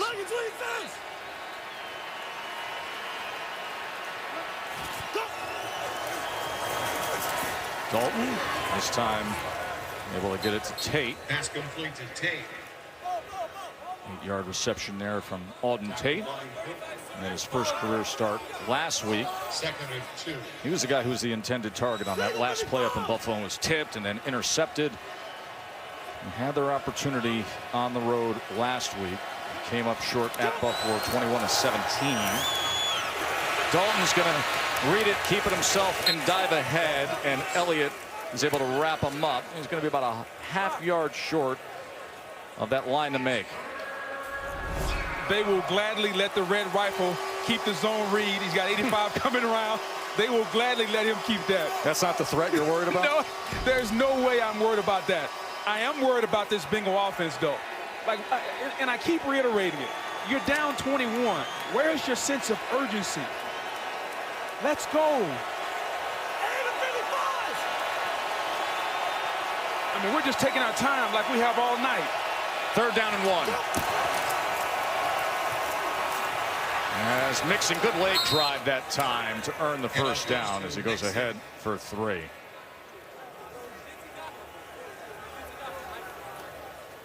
Stop by Barron.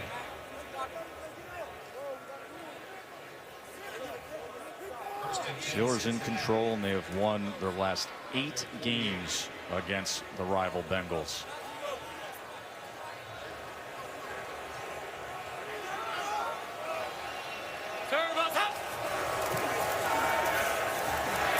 As they set it up for Mixon, and that goes nowhere. As Bud Dupree was there with Mike Hilton, and that'll close out this third quarter. A third quarter that saw Jalen Samuels with the 2-yard touchdown run, and then Mason Rudolph downfield to Johnson, and the Steelers are in control at home. We have the American League wild card games, 8 o'clock Eastern on ESPN. A's against the Rays. Look, this is that time of the year where everything overlaps. You get the baseball postseason, you get the meat of the NFL. You got a great week of NFL action coming up. Rams and Seahawks, Packers, Cowboys, Colts, Chiefs, and then Browns, Niners on Monday Night Football. 3-0 Niners against the Browns with Nick Chubb playing as well as you're going to see anybody play right now. You didn't even mention the college football on Saturday. There's only one team that you take note of every week. You basically paint the Monday Night Football bus purple and gold. Yeah, and you got to love what Keith Butler has done tonight. You know, we came into this game talking about this defense stopping the run, and we know that Cincinnati wanted to run the football. They've done an outstanding job. Bud Dupree, T.J. Watt, inside, Stephon Tuitt, Hayward, Devin Bush. They got 8 first-round picks on this defense, and they played like it tonight. They've made life miserable for the Red Rifle, Andy Dalton.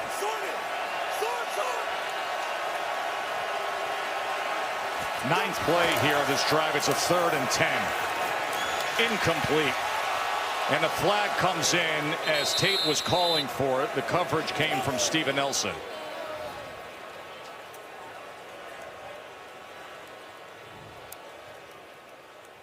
Pass interference. Defense number 22. Spot foul. Automatic first down. John Perry, do we like that call there? There is a little turn, but it might be after the ball has passed, but there is contact prior to the turn that I think would warrant pass interference. We'll take a look here.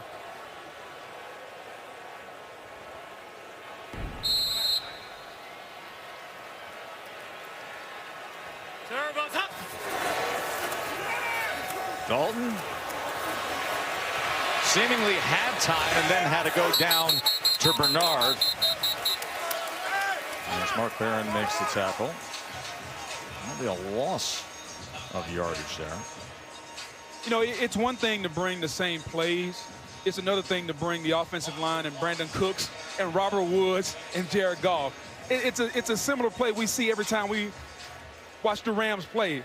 You fake the zone. You have the receivers running the deep crossing routes off the play action. Starts with the run game, then goes to the play action. Receivers are not getting open right now. 2nd and 11. Dalton on that in cut this time goes back to Tate, and that big body bounces forward as he makes his way to about the 21-yard line. That's a 23-yard reception from the 6'5", 228-pounder Auden Tate. Better sense of urgency now from Cincinnati. Snap it quick. Let's get it going. Here's Bernard, and that falls after he deflected it out in front.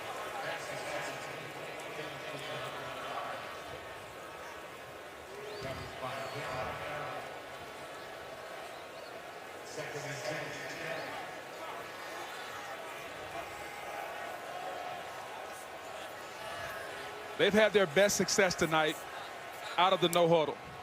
So score, game situation, I would think they would go back to that. Instead, they go back to the huddle, kind of slow the tempo down.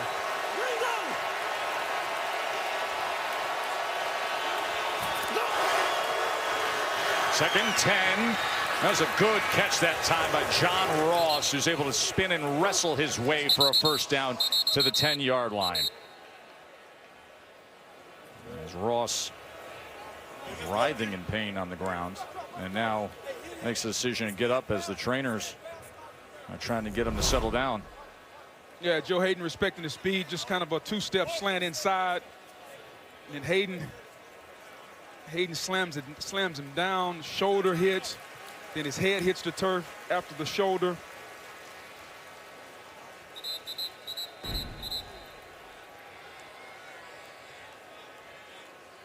The medical staff with John Ross as it's 1st and goal for the Bengals.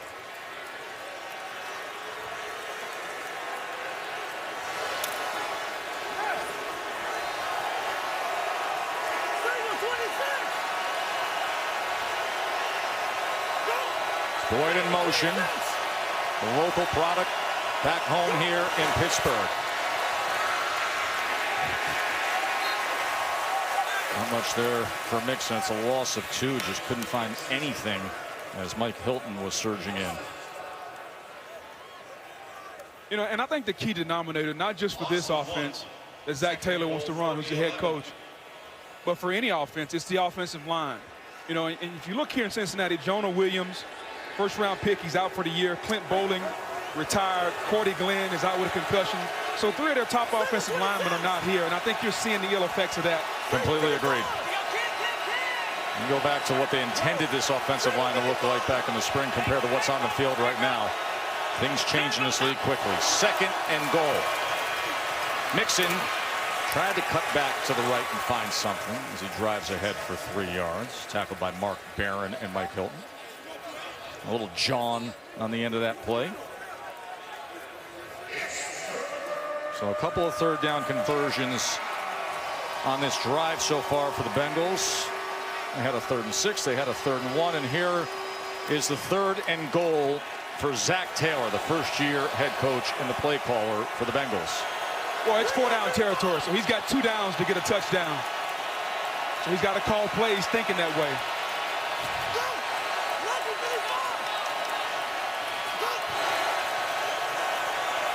Dalton lofts it to the end zone, and it's incomplete. And as he was looking for Tyler Eifert.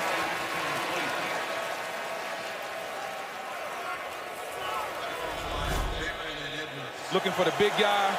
Mark Barron underneath. Edmonds over the top. Little safety, little 2-man look there. And it's 4th down. And you got to come up with your best play here. Whatever's your best play that can get the ball out of Andy Dalton's hands quick, you need a touchdown here. 4th and goal. And you see Tuitt pointing across that line. False start. Offense number 60. 5-yard penalty. Still 4th down. And that's why he was, as it'll back them up. That's Michael Johnson, a rookie out of Ohio State. Yeah, look at the left guard. A little quick there. A little twitchy. 60 Michael Jordan there. Rookie, first time in this stadium. That can be expected. 4th and goal for Dalton.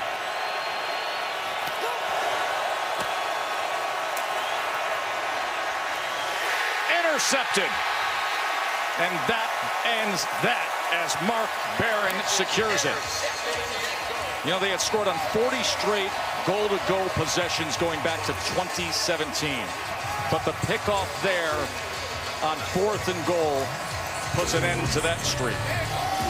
Steelers in complete control.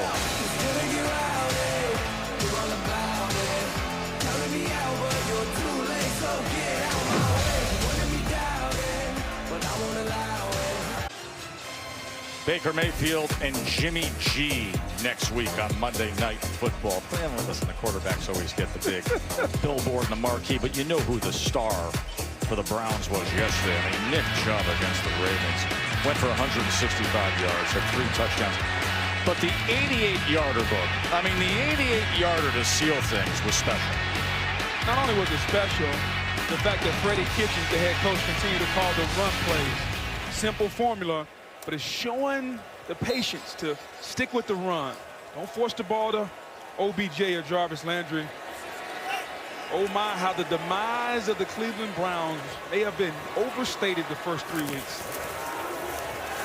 You go with Johnson again, and what a nice cut by Johnson after the interception moments ago ended that red zone effort. And for Andy Dalton, his first interception in his last 112 pass attempts against the Steelers. Had a flag down at the end of that run from Johnson. Personal foul. Defense number 23. Lowering his head to initiate contact. 15-yard penalty. Automatic first down. It's B.W. Webb. Joe, it's the posture here, putting that head down, eyes to the ground, neck all in line. Dangerous for the blocker and the defender there. Now, you mentioned that posture, and you know we spent some time studying that this summer in terms of what that does when you align the head, the neck, the spine. And you become basically a projectile of how much more it amplifies the negative results and can inflict harm. So trying to remove that from the game. As Samuels is wrapped up in the backfield by Nick Vigil. And that's a loss of 1. You know, we said it earlier as to how muddled things have gotten after the week of action that we've seen. You look around the league, you see 13 2-2 teams, and then that Browns win against the Ravens. It really just changed the dynamics as to what this would be here tonight. Instead of just 0-3 teams hoping it's a winner tonight that's just a game back all of a sudden. Well, and I think if you're Pittsburgh, you have to feel better if you get a win tonight. You know, the Ravens looked like they were about to run away, but the Browns went into Baltimore and showed you that they could put together a really good performance offensively, defensively. Defensive coordinator Steve Wilks did one heck of a job having that defense ready for Lamar Jackson and making him look, dare I say, human, because he hasn't looked that way all year. And he's fun to watch.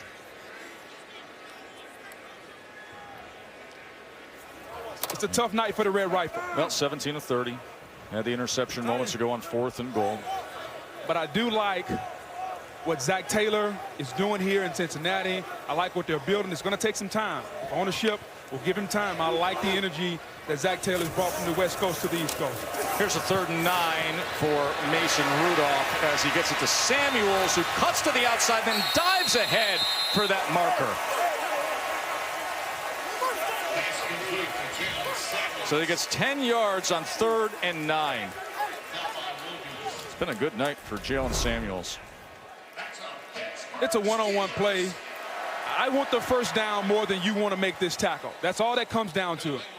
Mason Rudolph drops back, doesn't see anything deep, dumps it off, and allow your running back to make a play for you. And that's really good effort there by number 38, Jalen Samuels. So, Boog, what's your read on what the Pittsburgh offense is now? Is this something that was schemed up and game planned for tonight to get Rudolph off in the right direction, get him some confidence, match up against the Bengals, or is this what we're going to see this year with the Wildcat, with the tap passes, with the quick stuff with Rudolph? Well, I think because Cincinnati is in that big base right there, then they're doing things differently. Meaning they're not going to try to just run up the middle. They're doing stuff on the edges. Right. Tap passes, the jet sweeps. They're trying to get the football. Well, this is what we've seen in the history of this rivalry series, as we got a fight between these two. It has long been this way. This is the 100th meeting. You go back to what happened in a Monday Night Football game in 1983 when Kenny Anderson suffered one of the most vicious face mask penalties you've ever seen. We talked extensively with John Perry, who had to officiate that 2015 wild card game. There was the Hines Ward blindside block years ago. Yeah. It gets testy between these two meeting up as division rivals. Well, let's just face it. These teams don't like each other. You got Pouncey in there. He's been in this rivalry for a long time. Kirkpatrick. You know, hey, guys go to pushing. We're down. It's 24-3. We're about to go to 0-4. Frustration sets in. Personal foul. Defense number 99. 15-yard penalty. Automatic first down.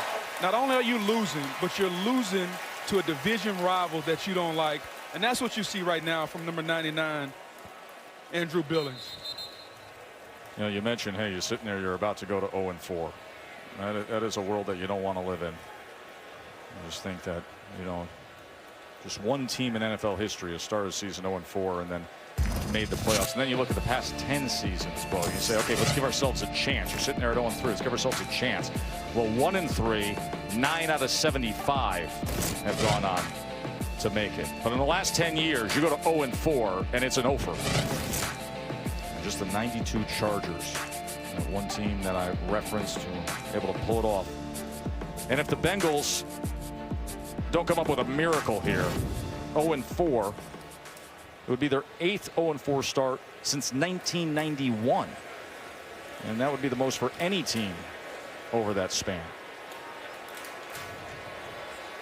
What this is a great piece of preventative officiating moving forward. Joe, you just talked about it. Tempers flare in this rivalry. What Bill Vinovich is doing right now is probably communicating to both coaches. Look, we got 8:25 left. Let's continue to play football. No issues moving forward. Well, you had to clean up one of the all-timers, Perry, back in that wild card game between these two. Vinovich has the conversation with Zach Taylor. And Taylor's still looking for a little more clarity.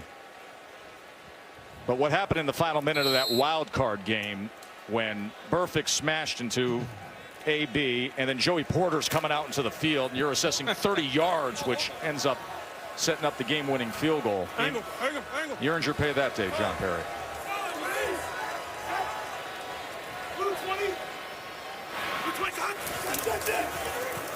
Here's Samuels as they have run this a few times where they bring the short receiver on the inside jet motion and then the trail runner gets the ball.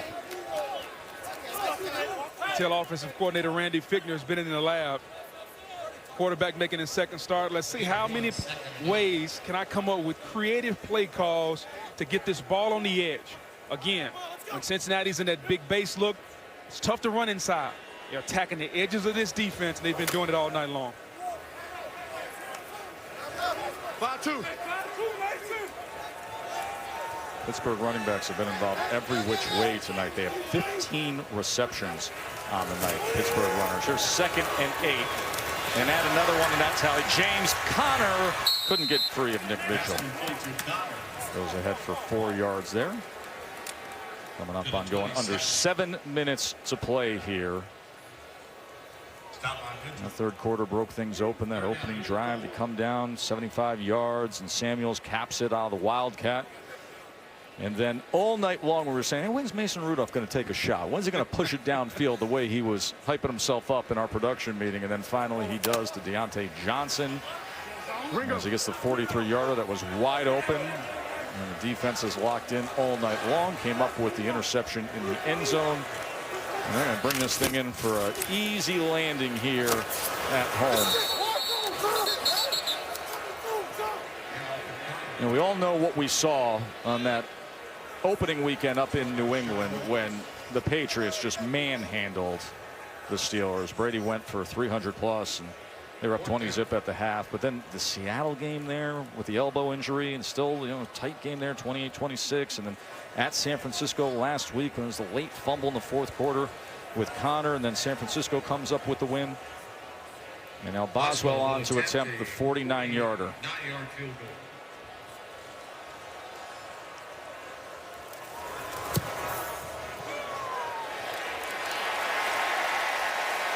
Just as he's always done against this opponent.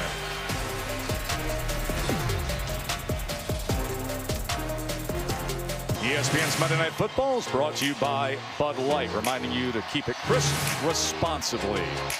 Beautiful night here in Pittsburgh. Joe, Booger, Lisa, and John with you as the Steelers are closing in on win number 1 of what has been a frustrating start to the season, but finally finding themselves a bit tonight. Juju Smith-Schuster only has 3 catches on the night, but he is trying to catch everybody on that hot mic we put on him. Keep doing what you're doing, bro. Have a long year. Get that money. So what you about to do tonight? What are you going to do after this? What you about to do after this? My God. What you about to do after the game? I'm about to go play Fortnite. He always plays Fortnite. That's his thing. But he's huge on social media, on Instagram. I'm playing Fortnite with celebrities. But I guarantee you, all those other guys weren't about to go play Fortnite. No, and that's why they weren't talking much. Dalton, incomplete. Lisa. The most interesting thing, though, that I learned about Juju Smith-Schuster this week was that he has a little tiny dog, a French bulldog. It always surprises me when, big guys like him have these little tiny dogs, a French bulldog. But the dog has an Instagram account, guys, and has 200,000 followers. The dog's name is Bougie. He said because he's kind of bougie. He likes to do bougie things, likes to go out, do things, and he posts them on Instagram, and people actually care. Dog is crushing it on the gram book. Dalton. The traffic right in his face, and then he gets out to the left and then gets out of bounds. Anytime you have a dog named Bougie, tells you everything you need to know about the dog and the owner. That's what I say. We won't get started on Rocco then. Who's your dog? Oh, there'll be better days in Cincinnati, just not tonight. What's the rest of the season going to look like for this team? It's got to be a growing process. I think the biggest thing that they wanted to do this year, they being ownership and Zach Taylor, the head coach. That's going to be short of the first down as he hooks up with Tyler Boyd. They talked about changing the culture. Some of the players felt like under Marvin Lewis that the energy in the building had waned. Well, the message can get stale after a certain amount of years. Very similar to Andy Reid in Philadelphia. Right. Andy was a good coach, but he moved on to Kansas City, and he's still doing good things there. So I think the message, Marvin Lewis's message, had gotten a little old. You bring in Zach Taylor, you bring the energy. He's trying to bring that competitive culture from L.A. here in Cincinnati. And if ownership will give him some players and they'll spend some money, I like what he's doing. I like this offense. I think the Rams have proven it can be successful. He's just got to get the weapons to work with here in Cincinnati. 4th down and 1.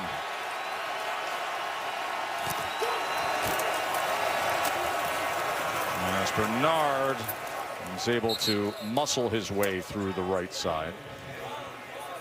It'll be a 1st down for the Bengals. Here we are with Zach Taylor, the 2nd youngest head coach in the NFL. Of course, he was groomed by the youngest head coach in the NFL, Sean McVay. We got 5 head coaches under the age of 40 in the league right now.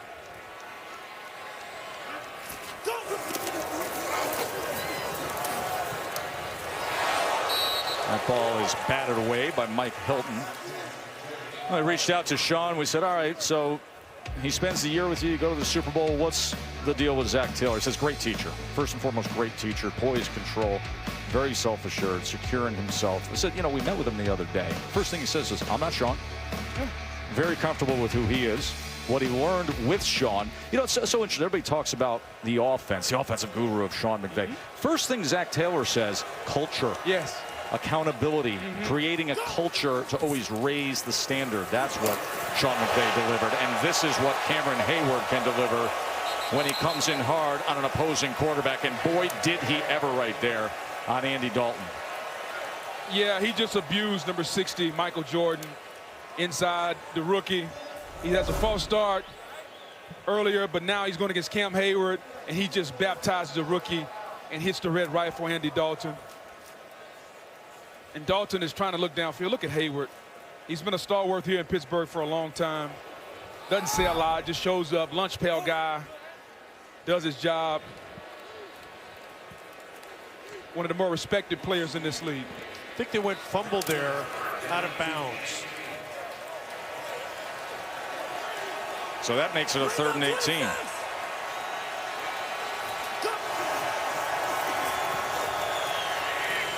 And looking just to set up the screen here as he does so with Bernard. You know, you 4th down from there. You know, you mentioned Zach Taylor's age being 36, and a lot's made about the young coaches around the league. As a player, I could care less how old the coach is. I'm not concerned.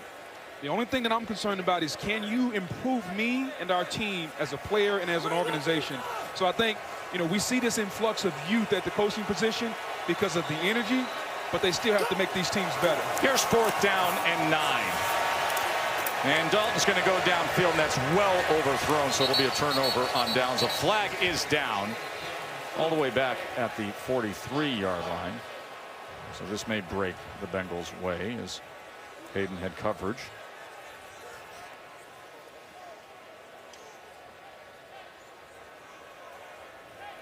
Pass interference. Defense number 23. Spot foul. Automatic 1st down. So you mentioned the age of Taylor at 36, McVay at 33. As here's a look at the penalty. Brian Flores down Miami's 38. Kyle Shanahan, who we're going to see next week with the unbeaten 49ers, is 39. And Matt LaFleur, who also came from the McVay, this now blossoming and blooming McVay tree up in Green Bay, is 39. He was with McVay, then goes spend a year with Vrabel with Tennessee, and now up at Green Bay. I thought it was a smart play, by the way, by Joe Hayden. Rather than give up a touchdown, I'll just give up a few yards. And some movement up front. Offense number 68. 5-yard penalty. Still 1st down. The Cincinnati team, the last playoff win came in 1990. That is the longest dry spell in the NFL. Looking 0-4 right in the face. Last time that happened to the Bengals was 2008.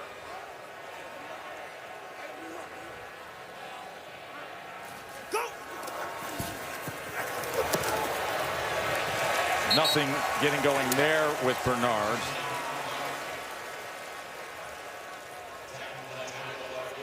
That was a heck of a play by number 55, Devin Bush. Diagnosed the screen, read his keys. I'm sure his old man, Devin Bush Sr., is proud tonight watching young 55 fly around the field. Has been for some years. Dalton, as he's able to get it to midfield.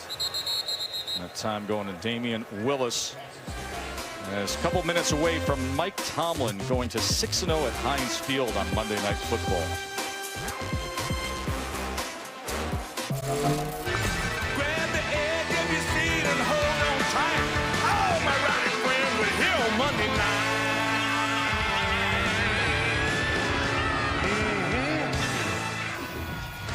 And the rowdy friends in black and gold are enjoying the evening as our aerial coverage is brought to you by Goodyear, and that Steelers defense with 2 takeaways in the red zone and a season-high 7 sacks tonight.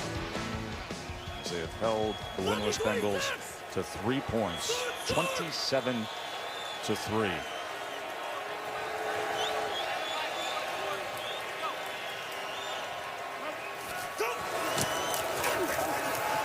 Dalton on 3rd and 10, as that's incomplete, as Sutton was breaking on the ball intended for Tyler Boyd. Well, we were wondering what we would see out of Mason Rudolph tonight. making his second career start. Of course, replacing Ben Roethlisberger. And then you look at the QB comparison, you're going to see this extraordinary completion percentage. Rudolph, because everything was short with the one exception of going downfield for the 43-yard touchdown to Johnson. Well, it doesn't matter if it's short, as long as your offense is moving and it's efficient. We saw the game plan early on when we talked to Mike Tomlin, the head coach, talked to the offensive coordinator, Randy Fichtner. We want to get Mason Rudolph in rhythm, get some first downs, try to establish the running game. They did that on the edges. So all in all, it was a good night tonight. Fourth down, he goes down again. Tyson Alualu. 8 sacks for the Steelers tonight.